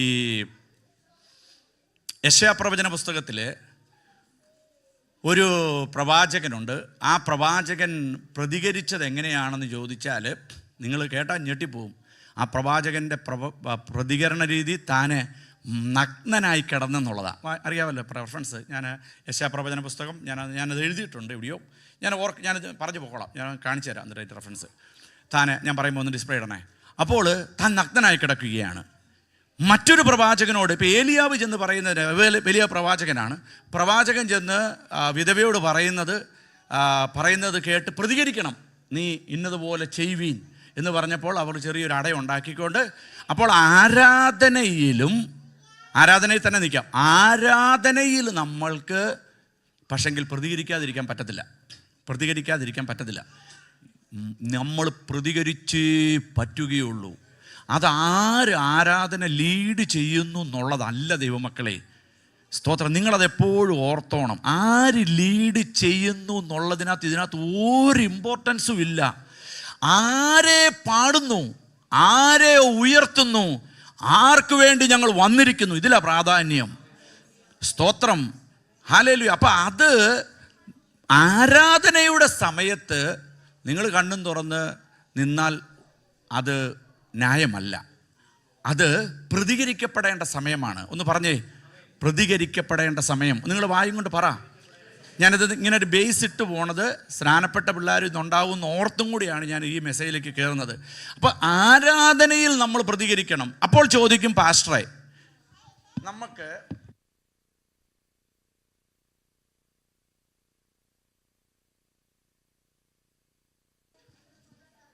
അങ്ങനെ ആരാധിച്ചാൽ മാത്രമല്ല ദൈവസാന്നിധ്യം. നിങ്ങൾ കരം ഉയർത്തി നിന്നാൽ മതി.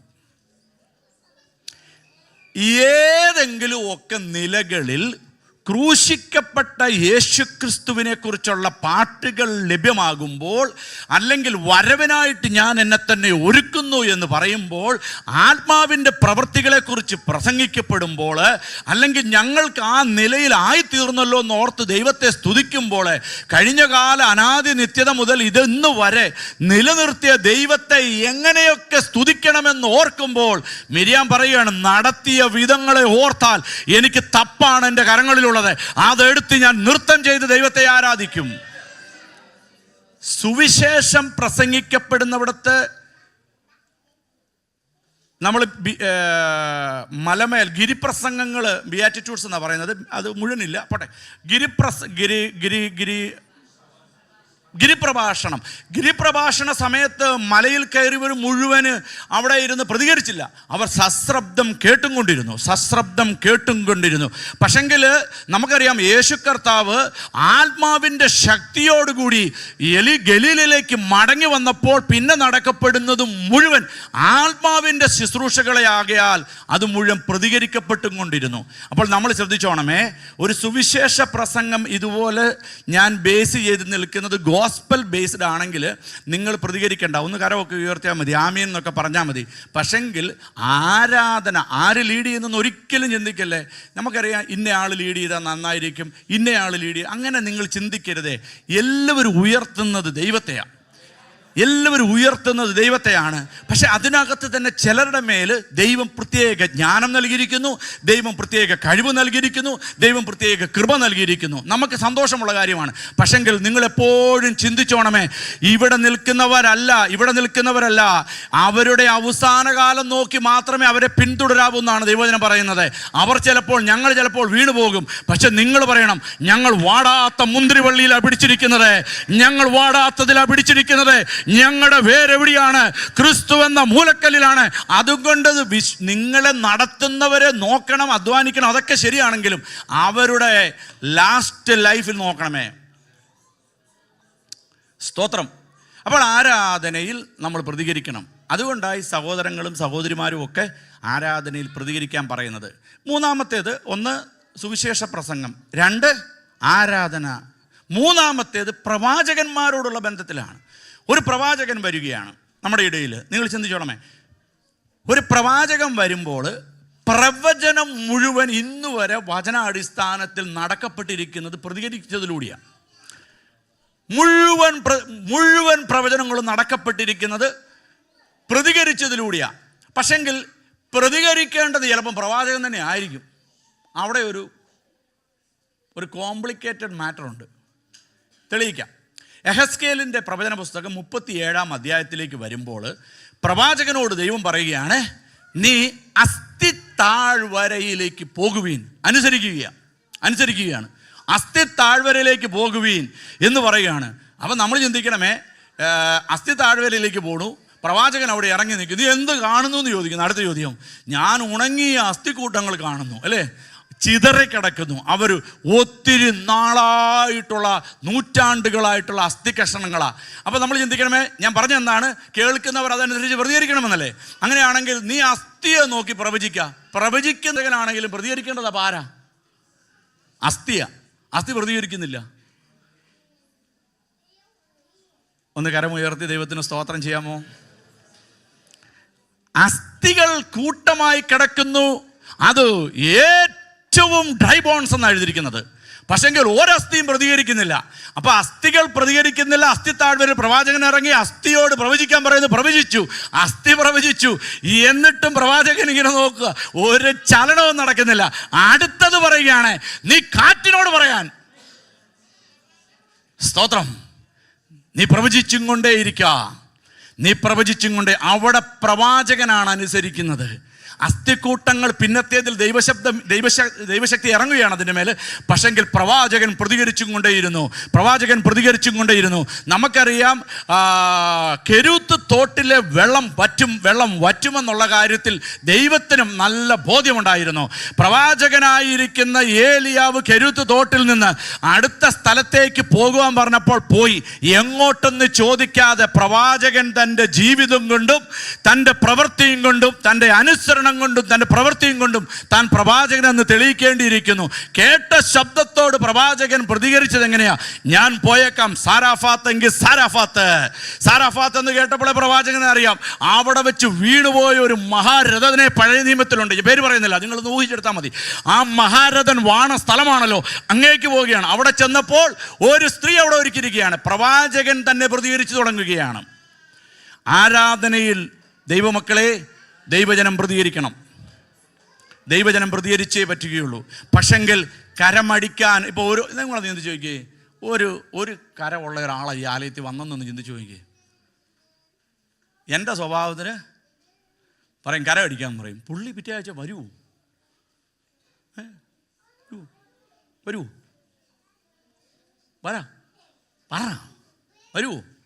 വരത്തില്ല. എന്തോ പറഞ്ഞു അറിയത്തില്ല. ഒരു കരയേ ഉള്ളൂ. ഒരു കരമുള്ള ഒരാളോട് ഇവിടെ വന്ന് ഞാൻ പറയുക, മറുപടി പറയാൻ ഞാനാ ലീഡ് ചെയ്യുന്നെന്ന്. അച്ഛൻ ലീഡ് ചെയ്തതല്ല, ഞാൻ പറയുകയാണ് കരയടിക്കാൻ പറയുന്നു. അപ്പോൾ ഈ പുള്ളിക്ക് കരയില്ലെന്ന് ദൈവസാന്നിധ്യം ഇറങ്ങത്തില്ലേ? ഏതെങ്കിലുമൊക്കെ നിലയിൽ പ്രതികരിച്ചോണം. ചിലപ്പോൾ കര ഉയർത്തിയായിരിക്കാം, കരം വീശിയായിരിക്കാം, മുട്ടുമേൽ ഇരുന്നും കൊണ്ടായിരിക്കാം, വാ തുറന്നും കൊണ്ടായിരിക്കാം, കരഞ്ഞും കൊണ്ടായിരിക്കാം, നിലവിളിച്ചും കൊണ്ടായിരിക്കാം, നൃത്തം ചെയ്തും കൊണ്ടായിരിക്കാം, അടുത്ത് നിൽക്കുന്നവൻ്റെ കരം പിടിച്ചും കൊണ്ടാകാം, പ്രഖ്യാപന വാക്കുകൾ കൊണ്ടാകാം. നിന്നാൽ സാധ്യമാകുന്ന നിലയിൽ നീ പ്രതികരിച്ചാൽ, കർത്താവ് പറയുകയാണ്, നിന്നാൽ ഞാൻ പടക്കൂട്ടത്തിൻ്റെ നേരെ പാഞ്ഞു ചെല്ലും. പ്രതികരിപ്പാൻ തയ്യാറായ പുതിയ നിയമസഭകളെല്ലാം വലിയ മുഴക്കത്തോടെ പ്രതികരിച്ചും കൊണ്ടിരുന്നു. നമ്മളപ്പോൾ അടുത്ത് നിൽക്കുന്ന ആൾ കരമടിച്ചു, കഴിഞ്ഞ ആഴ്ച കരമടിച്ചു, അങ്ങനെ ഒന്നും ചിന്തിക്കേണ്ട. ദൈവ സാന്നിധ്യം ഇറങ്ങുമ്പോൾ ഓരോ മനുഷ്യനോടും ദൈവം ഇടപെടുന്ന നിലകളിൽ അവർ പ്രതികരിക്കട്ടെ. ദൈവ സാന്നിധ്യത്തിനോട് അവർ പ്രതികരിക്കുമ്പോൾ ദൈവം ഇടപെടും. അപ്പോൾ സുവിശേഷം പ്രസംഗിക്കുന്നവിടുത്തെ ശ്രദ്ധയോടെ കേട്ടിരിക്കുക. ആരാധനയിൽ നമ്മൾ പ്രതികരിച്ചേ പറ്റുകയുള്ളൂ. പ്രവചന ശബ്ദം കേൾക്കുമ്പോൾ ആമീൻ കർത്താവേ അത് സംഭവിക്കട്ടെ, നീ പ്രതികരിച്ചു തുടങ്ങണം. അങ്ങനെയാണെങ്കിൽ നിങ്ങളൊന്ന് ആത്മാവിലൊന്ന് കേട്ടേ, ആത്മാവിലൊന്ന് കണ്ടിട്ട് പറ, എവിടെയെങ്കിലുമൊക്കെ കേട്ടിരിക്കുന്ന ദൂതുകളെ ആ കാലങ്ങളിൽ ഞങ്ങൾ പ്രതികരിക്കാതിരുന്നത് മൂലം ഞങ്ങളിൽ നിന്ന് നഷ്ടപ്പെട്ടു പോയിട്ടുണ്ടെങ്കിൽ ഇന്ന് ശബ്ദമായിട്ടൊരു ആമേൻ പറഞ്ഞേ, ഞങ്ങൾ അതിനോട് പറയുകയാണ് മടങ്ങി വരാൻ. സ്തോത്രം. ഈ രണ്ട് സംഭവം തെളിയിച്ചിട്ട് ഞാൻ നിർത്താം. ഈ ഉൽപ്പത്തി പുസ്തകത്തിൽ നമുക്കറിയാം, ജോസഫ് കാരാഗ്രഹത്തിൽ കിടക്കുകയാണ്. ജോസഫ് കാരാഗ്രഹം. നിങ്ങൾ ഓക്കെ ആണോ? ഒന്ന് കര ഉയർത്തി എല്ലാവരും. സ്തോത്രം. ശാന്തമായിട്ട് തന്നെ നിൽക്കണം. നിങ്ങളത്, ഞാൻ ആവേശപ്പെട്ടാലും നിങ്ങൾ ശാന്തമായിട്ട് നിന്നാവുന്ന. കാരാഗ്രഹത്തിൽ കിടക്കുകയാണ്. കാരാഗ്രഹത്തിൽ ജോസഫ് കിടക്കുകയാണ്. നമ്മൾ എന്തിനാണ് ഈ വചനം അറിയേണ്ടതെന്നറിയാമോ? നമ്മൾ ദൈവവചനത്തെക്കുറിച്ച് ഈ സത്യത്തിൽ എനിക്ക് ഒരു ഗ്ലാസ് വെള്ളം തരാമോ? എൻ്റെ മുമ്പിൽ ഇരുന്ന് വെള്ളം കുടിക്കുക. ചായ എനിക്ക് വെള്ളമില്ല. ഈ കഴിഞ്ഞ ദിവസം ഉണ്ടല്ലോ നമ്മുടെ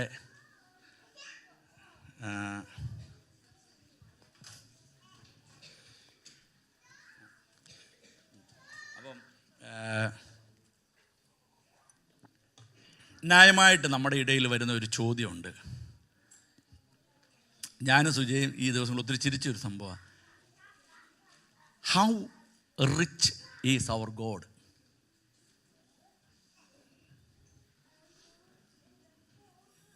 അല്ലേ? നമ്മുടെ കർത്താവ് എത്ര? നിങ്ങൾ പുറകെ ഇരിക്കുന്നവരെന്ന് പറഞ്ഞ് ഇവിടെ ശ്രദ്ധിച്ചേ. നമ്മുടെ കർത്താവ് എത്ര സമ്പന്നനാണെന്ന്. അപ്പം സമ്പന്നതയുടെ ലക്ഷണം എന്താ? നമ്മുടെ കർത്താവ് വളരെ സമ്പന്നനാണ്. അപ്പോൾ ഒരു മാതാവിനോട് ഒരു കുഞ്ഞ് ചോദിക്കുക, ഇവിടെ എങ്ങും ഉള്ളതല്ല, ഒരു സ്ഥലത്ത് നടന്ന സംഭവം. Mummy, how rich is our God? ആ സഹോദരി പറഞ്ഞു, our God is a God, God is a God, God is a God, bigger God, bigger God, bigger than, bigger than, bigger than.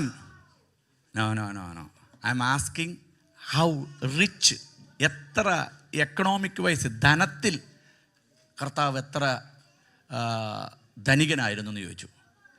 Mummy പറഞ്ഞു, ഈ ഭൂമിയിലുള്ളവരേക്കാൾ ഏറ്റവും ധനികൻ. നിങ്ങളത് ശ്രദ്ധിച്ചാൽ ഇത് പറയുള്ളൂ, ഞാൻ പറയത്തില്ല, കഥ നടന്ന സംഭവം ഈ ആഴ്ചയിൽ.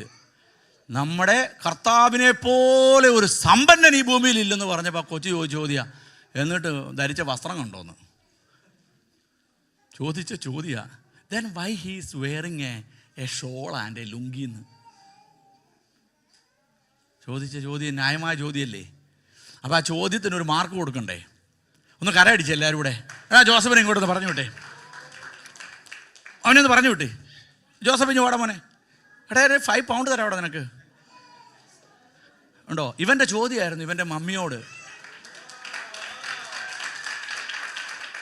How rich is our God?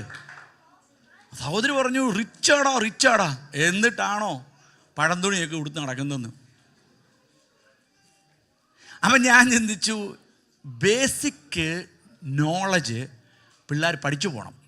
അപ്പോഴാണ് ഞാൻ ചിന്തിച്ചത്, എന്നാൽ അല്പം ഇന്ന് സുവിശേഷം ബേസ് ചെയ്ത് ഇനി മുമ്പോട്ട് കുറച്ച് ദിവസം ഒന്ന് പോകാം. സ്തോത്രം. അപ്പം നമ്മൾ വചനം അറിയണമേ. ഈ വചനം അറിയും തോറും ഉണ്ടല്ലോ, ഈ നമ്മൾ വായിച്ച കുറുവാക്കിയാണെന്ന് വെച്ചാൽ അപ്പോസ്തല പ്രവൃത്തികളുടെ പുസ്തകം 8-ാം അധ്യായത്തിൽ ഷണ്ണൻ തേരിലിരുന്ന് വചനം വായിക്കുകയാണ്. എന്തായിരിക്കും വായിച്ചത്? യെശയ്യാ പ്രവചന പുസ്തകത്തിൽ നിന്നാണ്. അപ്പോൾ ഡീപ്പർ ഒരു ദൈവത്തെക്കുറിച്ചുള്ള അറിവ് ലഭിച്ചു. എവിടെ ആത്മാർത്ഥമായിട്ട് വചനം വായിച്ച ഒരു വ്യക്തി മുട്ടുമടക്കി അവൻ സ്നാനപ്പെട്ടിരിക്കും, അവൻ സ്നാനപ്പെട്ടിരിക്കും. അതാണ് നടന്നത് അവിടെ. ഈ വചനം വായിച്ചപ്പോൾ യെശയ്യാ പ്രവചന പുസ്തകത്തിൽ ഇത് ആരെക്കുറിച്ച് എഴുതിയിരിക്കുന്നു എന്ന് പീലിപ്പോസ് ഒന്ന് പറഞ്ഞു കൊടുത്തു. പീലിപ്പോസ് പറഞ്ഞു കൊടുത്തു കഴിഞ്ഞപ്പോൾ ഷണ്ണം പറയുകയാണ്, ഡീപ്പർ നോളജ് ഉണ്ടാവുകയാണ്. വായിക്കും തോറും വായിക്കും തോറും വായിക്കും തോറും ദൈവവചനം പ്രകാശനമായി തീരും, പ്രകാശനമായി തീരും. ഈ ജോസഫ് 3 സ്വപ്നങ്ങളാണ് ജോസഫിൻ്റെ ജീവിതത്തിൽ സംഭവിച്ചത്. ഒന്നാമത്തെ സ്വപ്നം പറയുകയാണ്, തൻ്റെ സഹോദരങ്ങളോട് പറയുകയാണ്, നിങ്ങൾ ആ ഭാഗം ഒന്ന് എടുത്തിട്ടുള്ളവരെന്ന് വായിച്ചേ.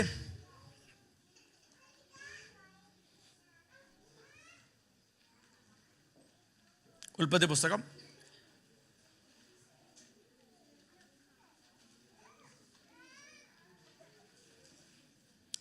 37:5 വായിച്ചു.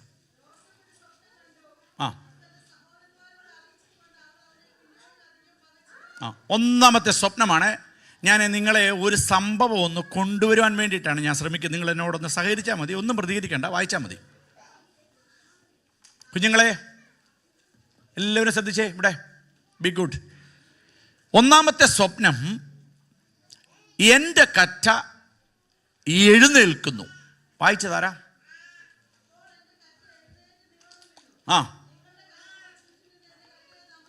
നിങ്ങളുടെ കറ്റകൾ ചുറ്റും നിന്ന് എൻ്റെ കറ്റയെ നമസ്കരിക്കുന്നു. എന്നിട്ട് പറയുകയാണ് രണ്ടാമത്തെ സ്വപ്നം, സൂര്യനും ചന്ദ്രനും 11 നക്ഷത്രങ്ങളും. മതി, അവിടെ ഒന്ന് നിൽക്കാമേ. നമുക്കറിയാം ജോസഫിൻ്റെ ജീവിതത്തിൽ 3 സെറ്റ് ഓഫ് ഡ്രീംസ് അവനെ വാഗ്ദത്ത നിവൃത്തിയിലെത്തിക്കുകയാണ്. വാഗ്ദത്തത്തിൻ്റെ നിവൃത്തിയിലെത്തിപ്പാൻ ഈ 3 സ്വപ്നങ്ങളൊക്കെ ആവശ്യമായിരുന്നു. ഒന്നാമത്തെ സ്വപ്നമാണ്, കറ്റ എഴുന്നേൽക്കുന്നു, കറ്റ എന്നെ നമസ്കരിക്കുന്നു, സൂര്യനും ചന്ദ്രനും 11 നക്ഷത്രങ്ങളും എന്നെ നമസ്കരിക്കുന്നു. അടുത്തത് വായിക്കാം, ജനസിസിൽ തന്നെ 40:1-2. അടുത്ത ഒരു സ്വപ്നമാണ്.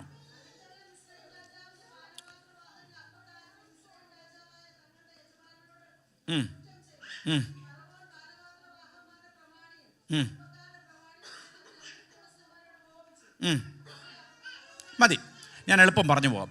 ഇപ്പം രണ്ടാമത്തെ സ്വപ്നം, താന് പൊത്തിഫറിൻ്റെ ഭാര്യ നിമിത്തം കാരാഗ്രഹത്തിൽ അകപ്പെട്ട് കിടക്കുകയാണ്. രണ്ടാമത്തെ സ്വപ്നം. അപ്പോൾ രണ്ടാമത്തെ സ്വപ്നത്തിൽ ഇങ്ങനെ കിടക്കുമ്പോൾ 40-ാം അധ്യായത്തിലേക്ക് വന്നപ്പോൾ പാനപാത്രകരുടെ പ്രമാണി വരുന്നു. 6-7 വാക്യങ്ങൾ വായിക്കുമ്പോൾ അപ്പക്കാരുടെ പ്രമാണി വരുന്നു. അവിടെ വെച്ച് ജോസഫിന് രണ്ടാമത്തെ സ്വപ്നം ലഭ്യമാകുകയാണ്. നിങ്ങളൊന്ന് കരം ഉയർത്തി സ്തോത്രം ചെയ്തേ. സ്തോത്രം. കരം ഉയർത്താൻ പറഞ്ഞാൽ എന്നറിയോ, നിങ്ങൾ ഇവിടെ ഉണ്ടെന്ന് അറിയാനാണ്, അത്രേ ഉള്ളൂ. അത് നിങ്ങൾ ചിന്തിക്കില്ല ഇതൊക്കെ വലിയ ഒരു സംഭവം, അതൊന്നുമില്ല. നിങ്ങൾ എന്നെ ഒന്ന് ശ്രദ്ധിക്കണം. അപ്പം രണ്ടാമത്തെ സ്വപ്നം, അപ്പം നിങ്ങൾ ചിന്തിക്കണമേ, ഇനി കാരാഗ്രഹത്തിൽ വരാതിരിക്കപ്പെടുവാൻ വേണ്ടി സാഹചര്യങ്ങളുണ്ടായിരുന്നു. അതുകൂടെ നമ്മൾ ചിന്തിച്ച് പോകണം, നല്ലതാണ്. ഒന്ന്, സഹോദരങ്ങളെ പിണക്കാതിരുന്നാൽ മതിയായിരുന്നു, അല്ലേ? നിങ്ങൾ ചിന്തിച്ചിട്ടുണ്ടോ? ഞാനങ്ങനെ ചിന്തിച്ചു. ഈ പുള്ളിയെ സഹോദരങ്ങളോട് ഇങ്ങനെയുള്ള കാര്യങ്ങൾ സ്വപ്നം കണ്ടത് വിളിച്ച് പറഞ്ഞതുകൊണ്ടാണ് കൊണ്ട് പൊട്ടക്കിണറ്റിലിടുന്നതും മിദ്യാനിയർക്ക് വിൽക്കുന്നതും അവർ ചുമന്നുകൊണ്ട് ഈ പൊത്തിഫറിൻ്റെ അവിടെ കൊണ്ടുവരുന്നതും. ഇനി രണ്ടാമത്തേത്, അവിടെ വന്ന് മര്യാദയ്ക്ക് ജീവിച്ചാൽ മതിയായിരുന്നു, ഒരു കുഴപ്പമില്ലായിരുന്നു, അടിമയായിട്ട് ജീവിച്ചാൽ മതിയായിരുന്നു. പൊത്തിഫർ വരുമ്പോൾ അല്ലേ, എങ്ങനെയാണ് ബ്ലസനെ കാണിടണം, കോട്ടയംകാരനായിക്കൊണ്ടൊരു സെറ്റാന്ന് പറഞ്ഞാൽ മതിയായിരുന്നു. പക്ഷെ അവൻ ആ സെറ്റിൽ പോയില്ല. അക്സക്കെന്താ മുഖത്തൊരു വൈഭവം. സ്തോത്രം. അപ്പം നമ്മൾ ചിന്തിക്കണമേ, ഒന്നാമത്തെ അവന് പ്രശ്നം വരാതിരിക്കപ്പെടാമായിരുന്നു. എങ്ങനെയായിരുന്നു? സഹോദരങ്ങളെ പിണക്കാതിരുന്നാൽ മതിയായിരുന്നു. രണ്ടാമത്തേത്, പൊത്തിഫറിൻ്റെ ഭാര്യ ഉപദ്രവിച്ചപ്പോൾ, അല്ലെങ്കിൽ അങ്ങനെ ഒരു ഇത് വന്നപ്പോൾ അവൾക്ക് കോപം വരത്തക്ക നിലകളിൽ ഇടപെടാതിരുന്നാൽ മതിയായിരുന്നു. രണ്ടാമത്തേത്. പക്ഷെ ജോസഫ് മാന്യനായിരുന്നു. ജോസഫ് എബേസിനെ പോലെയായിരുന്നു. അവൻ മാന്യനായിരുന്നു. ജോസഫ് തൻ്റെ സഹോദരങ്ങളെക്കാൾ മാന്യനായിരുന്നു പറഞ്ഞതുപോലെ തന്നെ, എബേസ് മാന്യനായിരുന്നു പറഞ്ഞതുപോലെ തന്നെ ജോസഫ് മാന്യനായിരുന്നു. കുറ്റം ചെയ്യാതെ കാരാഗ്രഹത്തിൽ ഒറ്റപ്പെട്ട അവസ്ഥയിൽ കടക്കപ്പെടുവാൻ കാരണം സഹോദരന്മാരോടുകൂടെ നിൽക്കാതിരുന്നതാണ്. പൊത്തിഫറിൻ്റെ ഭാര്യയുടെ താല്പര്യത്തിന് നിൽക്കാതിരുന്നത് മുഖാന്തരം ഇവർ പിടിച്ച് കാരാഗ്രഹത്തിലിട്ടു. ഇനി ചിന്തിക്കണമേ, കാരാഗ്രഹത്തിലിട്ടപ്പോൾ ഇവർ വിചാരിച്ചതെന്നാണെന്നറിയോ? പക്ഷെങ്കിൽ വാഗ്ദത്തം പ്രാപിച്ച ദൈവവൈതലിനറിയാം ഏത് മേഖലകളിലൂടെ പോകണം, അത് കർത്താവിനറിയാം. ഈ എത്തേണ്ടവിടത്ത് എത്തിക്കേണ്ടത് എൻ്റെ ദൈവത്തിൻ്റെ ഉത്തരവാദിത്തമാണെങ്കിൽ, കേൾപ്പിച്ച ദൂതുകൾ നടപ്പിലാക്കപ്പെടേണ്ടത് എൻ്റെ ദൈവത്തിൻ്റെ ഉത്തരവാദിത്തമാണെങ്കിൽ, അത് താഴ്വാരമാണെങ്കിൽ താഴ്വാരം, മലമുകളാണ് മലമുകള്, കാരാഗ്രഹമാണ് കാരാഗ്രഹം, പൊട്ടക്കിണറാണ് പൊട്ടക്കിണറ്, ഏത് നിലയിലൂടെയും വാഗ്ദത്തങ്ങൾ നിവർത്തിക്കപ്പെടും. സ്തോത്രം. അപ്പം മൂന്നാമത് പിന്നെയും ഒരു സ്വപ്നം കൂടെ കാണുകയാണ്. എന്തെന്നറിയാവോ? ഇതിലൊരാൾ രക്ഷപ്പെടുന്നു, ഒരാൾ മരിക്കപ്പെടുന്നു, ഇങ്ങനെ കാര്യങ്ങൾ നടന്നപ്പോൾ രാജാവ് ഒരു സ്വപ്നം കാണുകയാണ്. വായിക്കാം മക്കളെ, 41:30.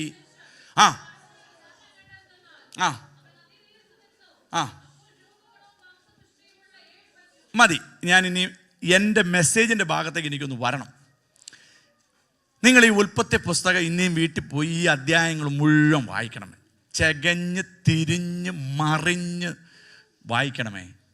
ഇവിടെ എഴുതപ്പെടാത്ത അനേക സംഭവങ്ങൾ ദാവീദ് പിന്നെ കുറിക്കുന്നുണ്ട്. വചനം എന്തിനു വായിക്കുന്നു? നിന്റെ ന്യായപ്രമാണം 1-ാം സങ്കീർത്തനം എങ്ങനെയാ? ദുഷ്ടന്മാരുടെ ആലയം നടക്കാതെയും പാപികളുടെ വഴി നിൽക്കാതെയും പരിഹാസികളുടെ ഇരിപ്പിടത്തിലിരിക്കാതെയും നിന്റെ ന്യായപ്രമാണം രാപകൽ ധ്യാനിക്കുന്ന പുരുഷൻ ഭാഗ്യവാൻ. അപ്പം അങ്ങനെ വരുമ്പോൾ നമ്മൾ ചിന്തിക്കണം, എന്തിനാണ് ഈ വചനം? നിങ്ങൾ ദൈവമക്കളെ ഞാൻ പറയാം, UK ആയിരിക്കുന്നത് ഓർത്ത് എപ്പോഴും സ്തോത്രം ചെയ്തോണം. ഞാൻ എപ്പോഴും ദൈവത്തിന് ഈ ദിവസങ്ങളിൽ സ്തോത്രം ചെയ്യുകയാണ്. എന്നാണെന്നറിയോ, നാട് മുഴുവൻ മാലിന്യപ്പെട്ടു പോയി ദൈവമക്കളെ, മാലിന്യപ്പെട്ടു പോയി. കഴിഞ്ഞ ആഴ്ചയിൽ വന്ന ദേവദാസൻ പറയുകയാണ്, ഞാൻ പറഞ്ഞ അഭിമാനിക്കുന്ന മണർകാട് എന്ന് പറയുന്ന സ്ഥലത്ത് 20 40 ഒരാളെ പോലീസ് പിടിച്ചു. ഏതാ ഈ MDMA എന്ന് പറയുന്ന സാധനമായിട്ട് ചങ്ങനാശ്ശേരിയിൽ ചിങ്ങവനത്തിട്ട് പോലീസ്, പത്രത്തിലൊക്കെ വന്ന വാർത്തയാണ്, റിയൽ ന്യൂസാണ്. പിടിച്ചപ്പോൾ ചോദിച്ചു, എടാ നീ ഇതുമായിട്ട് പിടിക്കപ്പെട്ടു, ഇത് നീ എവിടെയാ? അപ്പം പറയാണ്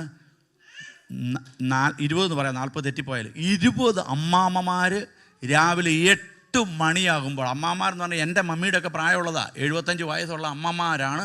രാവിലെ അവിടെ വെയിറ്റ് ചെയ്യും, ഈ സാധനം കൊണ്ട് കൊടുത്തില്ലെങ്കിൽ അവർക്ക്. അമ്മാമ്മമാർ കുഞ്ഞുങ്ങളെ പറഞ്ഞുകൊണ്ട് നടക്കുമായിരുന്നു നമ്മൾ കഴിഞ്ഞ ആഴ്ച വരെ.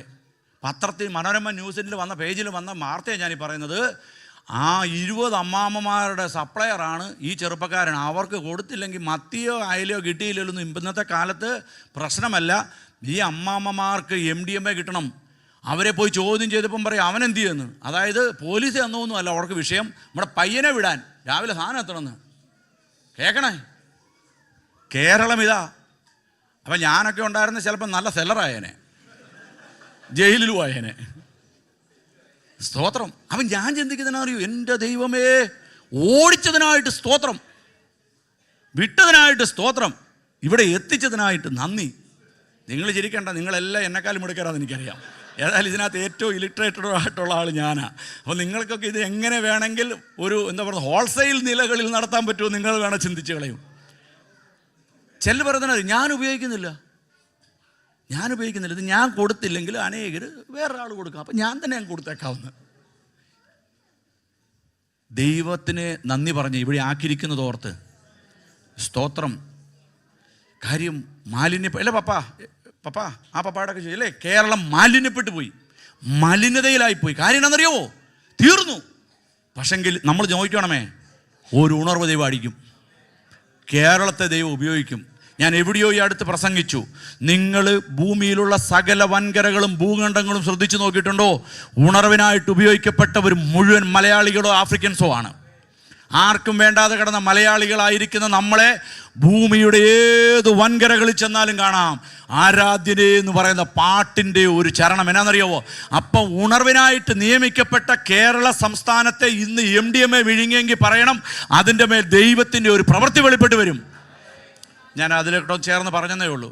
ഇപ്പം ജോസഫിനെ കാരാഗ്രഹത്തിലിട്ട സംഭവം നമ്മൾ പറയുന്നത്. ജോസഫിനെ കാരാഗ്രഹത്തിലിട്ടത് മുഴുവൻ വായിച്ചും കേൾപ്പിച്ചു. പക്ഷെങ്കിൽ സങ്കീർത്തനം 105 വരുമ്പോൾ പറയുന്ന ഭാഗവും വേറൊരു 37 ഭാഗം വായിക്കാം. ഇനിയും സങ്കീർത്തനം 105:18 വായിച്ചേ. കേക്ക് യോസഫിനെ കുറിച്ചുള്ള ഭാഗമാണ്. യഹോവയുടെ വചനം നിവൃത്തിയാകുകയും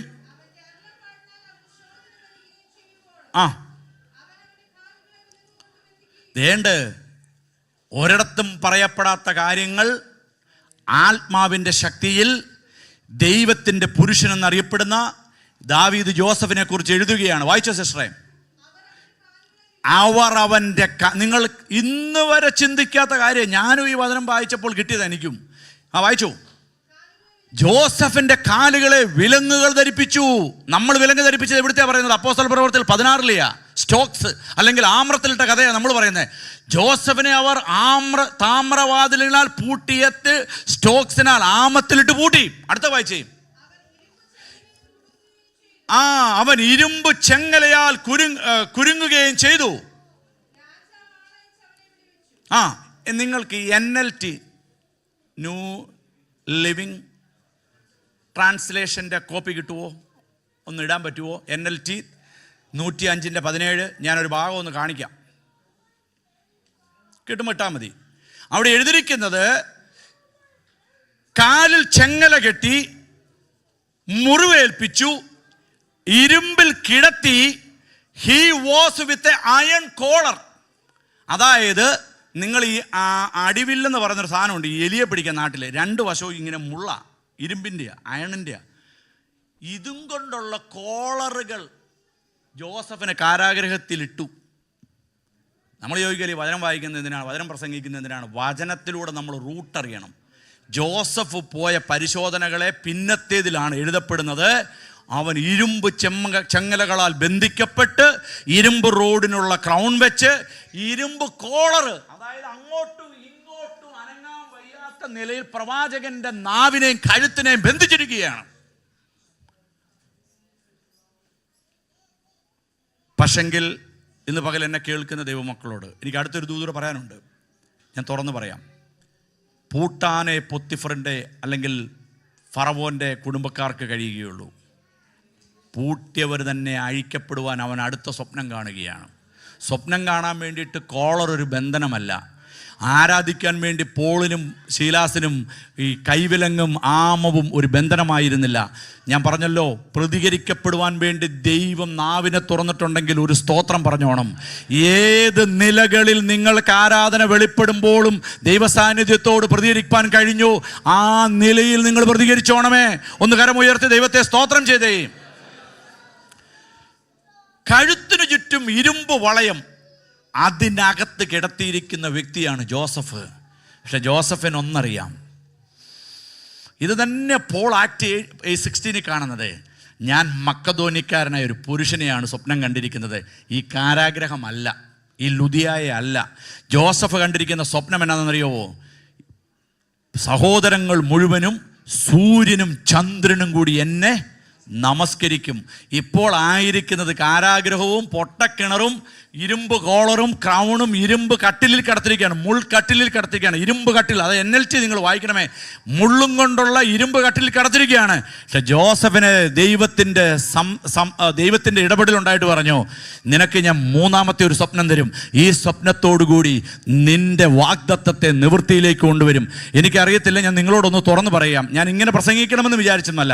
കേട്ടിരിക്കുന്ന വാഗ്ദത്തങ്ങളെ നിവൃത്തീകരിക്കപ്പെടാതിരിക്കാൻ വേണ്ടി ശത്രു ഒരുക്കുന്ന പദ്ധതികളാണ് ഇതെന്ന് വിചാരിച്ച് നിങ്ങൾ വാഗ്ദത്തത്തെ തള്ളല്ലേ. നിങ്ങൾ പറയണം, എൻ്റെ വാഗ്ദത്തത്തിന് സമയമായിരിക്കുന്നു, എൻ്റെ വാഗ്ദത്തം എൻ്റെ സമീപത്തായിരിക്കുന്നു. അതിനെ നടപ്പിലാക്കുവാൻ ആദിമസഭ അപ്പോസ്തല പ്രവൃത്തി 2 എഴുതിയ പരിശുദ്ധാത്മാവിൻ്റെ സാന്നിധ്യവും ശക്തിയും അറിയുന്ന ദൈവമക്കൾ പറയണം, ഏതെങ്കിലും വാഗ്ദത്തങ്ങളെ കേട്ടിട്ട് ഇന്നെനിക്ക് മുൾക്കിരീടമാണെങ്കിൽ അതിനെ നടപ്പിലാക്കുന്ന ഒരു ആത്മശക്തിക്കായി ഞാൻ ദാഹിക്കുന്നു. അപ്പം നിങ്ങൾ ചിന്തിക്കും, ഞാൻ ഈ ആരാധനയിൽ അല്ലെങ്കിൽ പ്രവാചകനോടുള്ള ബന്ധത്തിൽ അല്ലെങ്കിൽ അപ്പോസ്തല പ്രവൃത്തികളോടുള്ള ബന്ധത്തിൽ പ്രസംഗിക്കപ്പെടുമ്പോൾ ഞാൻ പ്രതികരിക്കാതിരുന്നാൽ എന്ത് സംഭവിക്കും? നമ്മുടെ ന്യായമായ ചോദ്യമായത് അല്ലേ? ഞാൻ പറഞ്ഞത് മുഴുവൻ എനിക്കറിയാം. ഞാൻ ഒരാഴ്ചയായിട്ട് ജോസഫ് പേര് പറയുന്നതാണ് കാണിക്കുന്നത് സഹോദരിയോട് ചോദിച്ചപ്പം തൊട്ട് ഞാൻ ഈ വിഷയത്തിൽ പഠിക്കുകയാണ്. ആ കൊച്ചിന് ഈ വിഷയം, കർത്താവേ, Jesus is a richest rich, then why he is a wearing a sack clothes എന്നുള്ളൊരു ചിന്തയാണ്. അപ്പം ഞാൻ ചിന്തിച്ചു, ഒരു ബേസിക് ഡീപ്പ് റൂട്ടായിട്ടൊന്ന് പോട്ടെ ഈ ദിവസങ്ങളിൽ സഭ. സ്തോത്രം. ഇപ്പം നമ്മൾ പ്രതികരിക്കാതിരുന്നാൽ എന്ത് സംഭവിക്കും? നിങ്ങൾ ചിന്തിച്ചിട്ടുണ്ടോ? നമ്മൾ പ്രതികരിക്കാതിരുന്നാൽ എന്ത് സംഭവിക്കും? ഈ പ്രവാചകനായ ഇരമ്യാവ്, ഒന്ന് കരവുയർത്തി നിങ്ങൾ ഉണ്ടെങ്കിലും ഞാനത് പറയുന്നുള്ളൂ. ഒരു 10 മിനിറ്റ് കൊണ്ട് ഒരു സംഭവം കൂടെ പറഞ്ഞിട്ട് ഞാൻ വേഗത്തിൽ നിർത്താം. ഈ ദാനിയേൽ പ്രവചന പുസ്തകം 9-ാം അധ്യായത്തിലാണ് ദാനിയേലിന് ബോധ്യം വരുന്നത് പ്രവാസം 70 വർഷമാണെന്ന്. അവിടെ എഴുതിയിരിക്കുന്നത് പോലെ ഒന്ന് വായിക്കാമോ നിങ്ങളൊന്നോ? ഞാൻ അതിൻ്റെ കുറിവാക്യം പറയാമേ.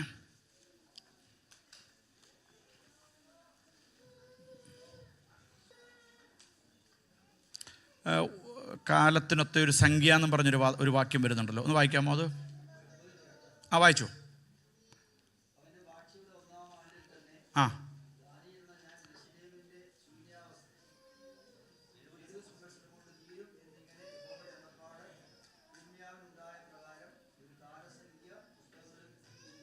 മതി. ഇനി നിങ്ങൾ ആ വാക്യം ഇട്ടോട്ടെ മക്കളെ. ഇതൊരു ദൂതാണല്ലോ, ഒരു പ്രവചനമായിരുന്നുവല്ലോ. അപ്പോൾ ഈ പ്രവചനത്തിൽ ഇരമ്യാ പ്രവാചകനുണ്ടായ അരുളപ്പാട്, ഇരമ്യാ പ്രവാചകനുണ്ടായ പ്രകാരം ഒരു കാലസംഖ്യ എന്ന് എഴുതിയിട്ടുണ്ട്. നിങ്ങൾ ശ്രദ്ധിച്ചോ? അത് നിങ്ങൾ ശ്രദ്ധിച്ചിട്ടുണ്ടല്ലോ എല്ലാവരും? സഹോദരിമാരെല്ലാം കണ്ടോ? പക്ഷേ പ്രവചന പുസ്തകങ്ങളിൽ പ്രവാചകൻ പ്രവചിക്കുമ്പോൾ ഒരു കാലസംഖ്യ ആയെന്നൊന്നും പ്രവചിക്കേണ്ട കാര്യമില്ല. യിരെമ്യാവാണ് ഇത് എഴുതിയിരിക്കുന്നത്. ഇത് ദാനിയേൽ ഉപവാസത്തിങ്കൽ പ്രാർത്ഥിച്ചപ്പോൾ വെളിപ്പെട്ട് കിട്ടുകയാണ്. അപ്പോൾ മനസ്സിലായി പ്രവാസകാലം 70 വർഷമായെന്ന്. അപ്പം യിരെമ്യാവ് ഇത് പ്രവാചക നിലയിലല്ല ഇത് എഴുതിയിരിക്കുന്നതെന്ന് ദാനിയേലിന് വെളിയിട്ടി. യിരെമ്യാ പ്രവചന പുസ്തകത്തിൽ എഴുതപ്പെട്ടിരിക്കുന്ന കാര്യം ദാനിയേൽ എന്ന പ്രവാചകൻ വായിക്കുകയാണ്, വലിയ പ്രവാചകനാണല്ലോ. പക്ഷേ ഇത് എഴുതിയിരിക്കുന്നത് ഒരു കാലസംഖ്യയാണ് കുറിച്ചിരിക്കുന്നത്. യഹോവയുടെ അരുളപ്പാട് എനിക്ക് ഉണ്ടായതിനും പ്രകാരമുള്ള ഒരു കാലസംഖ്യ. അപ്പോൾ ഞാനിത് പറഞ്ഞത് നിങ്ങൾക്ക് പിടികിട്ടിയെന്ന് വിശ്വസിക്കുന്നു. പ്രവചനമാണോ എന്ന് ചോദിച്ചാൽ പ്രവചനമാണ്, പക്ഷെ ഒരു കണക്കാണ്. നമ്മുടെ ഭാഷ പറഞ്ഞാൽ ഒരു മിസ്റ്ററി അവിടെ എഴുതിയിട്ടിരിക്കുക. 70 വർഷമാണ് ഈ പ്രവാസമെന്ന് ഒരു കാലസംഖ്യയെക്കുറിച്ച് പ്രവചിച്ചെഴുതിയിരിക്കുന്നു എന്നല്ല, അരുളപ്പാട് ലഭിച്ച് തനിക്ക് ഒരു കാലസംഖ്യ പുസ്തകങ്ങളിൽ നിന്ന് ഗ്രഹിച്ചു എന്നാണ്. അപ്പം നമ്മൾ ബുദ്ധിയും കൊണ്ട് എഴുതാം, ജ്ഞാനം കൊണ്ട് എഴുതാം, ദൈവിക അരുളപ്പാടും കൊണ്ട് എഴുതാം, ദർശനം കൊണ്ട് എഴുതാം, സ്വപ്നം കൊണ്ട് എഴുതാം, അങ്ങനെ പല നിലകളിലൊക്കെ എഴുതാം. ഇത് യിരെമ്യാവ് കുറിച്ച് വെച്ചിരിക്കുന്നത് പ്രവാചകനായിരിക്കുന്ന ദാനിയേലിൻ്റെ ഉപവാസത്തിലാണ് വെളിപ്പെട്ട് വരുന്നത്. അപ്പം അതിനു മുമ്പ് ഈ പ്രവാസത്തിലായിരിക്കുന്ന ആരും ഈ പുസ്തകം വായിച്ചിട്ടില്ലേ? ന്യായമായിട്ടും വായിച്ചിട്ടുണ്ട്. എന്തും കൊണ്ട് പ്രവാചകനായിരിക്കുന്ന യിരെമ്യാവ് ഈ പ്രവാസകാലം 70 വർഷം ആയിരിക്കും എന്ന് തൻ്റെ കാലത്താണ് നടക്കുന്ന. ഇത് താനാ സിദെക്കീയാവ് എന്ന് പറയുന്ന രാജാവിനോട് ഇന്ന് പറയുന്നത്. അപ്പോൾ തൻ്റെ കാലത്ത് നടക്കപ്പെട്ട ഒരു കാലത്തെക്കുറിച്ച് നാളെ മുതൽ പ്രവാസത്തിൽ പോവുകയാണെന്ന് പ്രവചിക്കുകയല്ല, എഴുതുക. എന്നിട്ട് പറയാണ് ആ കാലം 70 വർഷമാണെന്ന്. സ്തോത്രം. ഇപ്പം ഞാൻ ഈ അടുത്ത് ഈ വിഷയങ്ങളൊന്ന്, എനിക്ക് പണ്ട് ഇൻട്രസ്റ്റിംഗ് ആയ ഒരു സബ്ജക്റ്റാണ് ഈ ഭാഗം. പക്ഷേ എനിക്ക് അത്രയും ഡീപ്പായിട്ട് ഈ ഭാഗമൊന്നും പ്രസംഗിക്കാൻ അറിയത്തില്ലെന്നുള്ളതാണ് വാസ്തവം. നമ്മളുള്ളത് പറയണമല്ലോ. അപ്പം ഞാനിത് വളരെ ലോ ഗ്രേഡിൽ ഇരുന്നൊന്ന് പഠിച്ചു. വളരെ താഴ്മയോടെ ഇരുന്ന്, കർത്താവേ 70 റൗണ്ട് വീക്ക് അങ്ങനെയൊക്കെ പറഞ്ഞാൽ അത് കോംപ്ലിക്കേറ്റഡാണ്. പക്ഷേ എങ്കിൽ അല്പം കൂടെ ഒന്ന് ലോ ഗ്രേഡിൽ പിടിക്കാം.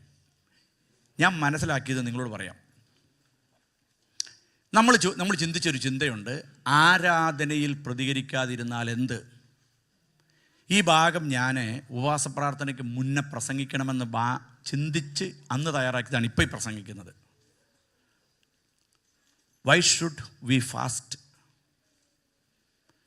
എന്തും കൊണ്ട് നമ്മൾ ആത്മസാന്നിധ്യത്തോട് പ്രതികരിക്കണം. ഞാൻ പറഞ്ഞില്ല, പ്രതികരണം കരടി മാത്രമല്ല, ചിലപ്പോൾ കരച്ചിലായിരിക്കാം. ഞാനിപ്പോൾ ഇവിടെ നിന്ന് കയറി വന്നപ്പോൾ സഹോദരിമാർ നിന്ന് കരയുന്നതുകൊണ്ട് അവർ കരമടിക്കൊന്നുമല്ല. ദൈവം നിങ്ങളോട് ഇടപെടുന്ന നിലകളിൽ നിങ്ങളങ്ങ് ആരെ അതിനകത്ത് നോക്കരുത്. ഇത് നീ ദൈവവുമായിട്ടുള്ള ഇടപെടിയില്ല. സ്തോത്രം. നീ ദൈവവുമായിട്ടുള്ള ബന്ധമായത്. അവിടെ ആരെയും പ്രീതിപ്പെടുത്തിയോ മനുഷ്യൻ പ്രീതിക്കപ്പെട്ടോ ദൈവം ഇടപെടത്തില്ല. ഇതാണ് വാസ്തവം. പക്ഷെങ്കിൽ ഒരു ആരാധന എന്ന് പറയുമ്പോൾ ആഹ്വാനമാണ്. നിങ്ങളത് ഇത് ചെയ്യൂ, കര ഉയർത്ത്.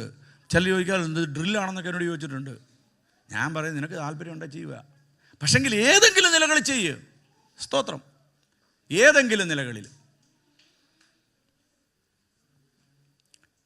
ഈ 70 ആഴ്ചവട്ട കാലമെന്നുള്ളത് വന്നത് നമുക്കറിയാം. യോശുവയുടെ കാലമാണ് ഇസ്രായേൽ മക്കളുടെ ആ വാഴ്ചയുടെ കാലം ആരംഭിക്കുന്നത്. അവിടെ നിങ്ങൾക്കറിയാമല്ലോ. നിങ്ങൾ വളരെ ശ്രദ്ധിച്ചിരിക്കണമേ. യോശുവയുടെ കാലത്താണ് യഹോവയാം ദൈവം തൻ്റെ ജനത്തെ മിസ്രൈമി അടിമത്തത്തിൽ നിന്ന് കൊണ്ടുവന്ന് കനാനിൽ പാർപ്പിക്കുന്നത്. ആ വർഷം ഞാൻ എഴുതിയിട്ടുണ്ട്. യോശുവയുടെ കാലം ഏതാ? യോശുവ 1406 BC. ആ കാലത്താണ് യോശുവയുടെ നേതൃത്വത്തിൽ വരുന്നത്. പിന്നെ നമുക്കറിയാം ന്യായാധിപന്മാരുടെ വാഴ്ചകൾ തുടങ്ങി. എങ്ങനെ 70 വാഴ്ചവട്ടക്കാലം? കാര്യം ദൈവം 2-3 പ്രാവശ്യങ്ങൾ ഒന്ന് നമ്മൾ നോക്കണമേ. നോഹയിലൂടെ ഒരു ഉടമ്പടി കൊടുത്തു, മഴവില്ല് അല്ലേ? മോശയിലൂടെ ഒരു ഉടമ്പടി കൊടുത്തു. ഇന്ന് കണ്ട മിസ്രൈമിന് ഇനി ഒരു നാളും കാണുകയില്ല. അതിൻ്റെ അർത്ഥം എന്നാ വെച്ചാൽ ഇനി അടിമത്തമില്ല. വീണ്ടും ജനം അടിമത്തത്തിലാണ്. വീണ്ടും ജലപ്രളയങ്ങൾ നാട്ടിൽ നടക്കപ്പെടുന്നു, അമേരിക്ക നടക്കപ്പെടുന്നു. എന്താ മഴവില്ലിന് സ്ഥാനം ഇല്ലെന്നാണോ? ഇന്ന് കണ്ട മിസ്രൈമിനെ ഇനിയും കാണത്തില്ലെന്നുള്ള വാഗ്ദത്തം എന്നെ പോയോ? വചനത്തിൻ്റെ ശക്തി കുറഞ്ഞോ? ഇല്ല. കുഞ്ഞുങ്ങൾ ശാന്തമായിട്ട് പോയിക്കോളൂ. ഇത് ഞാൻ പറഞ്ഞു നിർത്താമേ. അപ്പോൾ ഇതിലൊക്കെ കാര്യങ്ങളുണ്ട്. ഇത് ഞാൻ അടുത്ത ആഴ്ച എടുക്കാമെന്ന അല്ലേ? അതായിരിക്കും നല്ലത്. കാര്യം അല്പം നിങ്ങൾ ഡീറ്റെയിൽ ആയിട്ട് പഠിക്കേണ്ട ഒരു വിഷയം. കണ്ണടയ്ക്കാം, പ്രാർത്ഥിക്കാം. പരിശുദ്ധ ദൈവമേ, നിത്യനായ ഞങ്ങളുടെ കർത്താവേ, ഞങ്ങളെ നടത്തുന്ന വിധങ്ങൾക്കായി സ്തോത്രം. തിരുവചനത്തിലൂടെ ഞങ്ങൾ അല്പം കർത്താവെ ഒന്ന് ഡീപ്പായിട്ട് ഷണ്ണൻ വായിച്ചതുപോലെ വെളിപ്പെടാതിരിക്കുന്ന ആത്മീക മുത്തുകളെ, മർമ്മങ്ങളെ ഞങ്ങളൊന്ന് തിരയുകയാണ്. കർത്താവ് ഞങ്ങളെ സഹായിക്കണമേ. മനുഷ്യൻ അപ്പം കൊണ്ട് മാത്രമല്ല ദൈവത്തിൻ്റെ വചനം കൊണ്ടും ജീവിക്കുന്നു. നിൻ്റെ വചനം എൻ്റെ കാലിന് ദീപവും എൻ്റെ പാതയ്ക്ക് പ്രകാശവും എന്നാണല്ലോ തിരുവചനം. വചനത്തിൽ നിൽപ്പാൻ ഞങ്ങളെ സഹായിക്കണമേ. വചനം ഞങ്ങൾക്ക് ഡീപ്പർ ബർഡൻസ് നൽകും. വലിയ ആഴത്തിൽ ആത്മഭാരം നൽകുന്നതാണ്. വചനം ഞങ്ങളെ ശക്തീകരിക്കുന്നതാണ്. ഞങ്ങളുടെ താഴ്ചയിൽ നിന്ന് ഞങ്ങളെ എഴുന്നേൽപ്പിക്കുന്നതാണ്. ഈ കേട്ടതെല്ലാം ഞങ്ങൾക്ക് അനുഗ്രഹമായി തീരണമേ. ജോസഫ് വാഗ്ദത്ത നിവൃത്തീകരണത്തിലേക്ക് എത്തപ്പെടുവാൻ വേണ്ടിയിട്ട് പല ശോധനകളിലൂടെ കടന്നുപോയെങ്കിൽ കർത്താവെ, ഞങ്ങളുടെയൊക്കെ വാഗ്ദത്ത നിവൃത്തീകരണങ്ങളെ തടയിടുന്ന പോരുകളെന്നും പറഞ്ഞ് പലതിനെയും ഞങ്ങൾ മാറ്റുന്നു. എന്നാൽ ഇതെല്ലാം ഞങ്ങളുടെ വാഗ്ദത്തത്തിൻ്റെ ചവിട്ടുപടികളെന്ന് ഞങ്ങൾ എണ്ണുന്നു. ഈ വചനത്തിൻ്റെ ശക്തി ജനത്തിൻ്റെ മേൽ പകരണമേ. യേശു ക്രിസ്തുവിൻ നാമത്തിൽ തന്നെ ആമേൻ.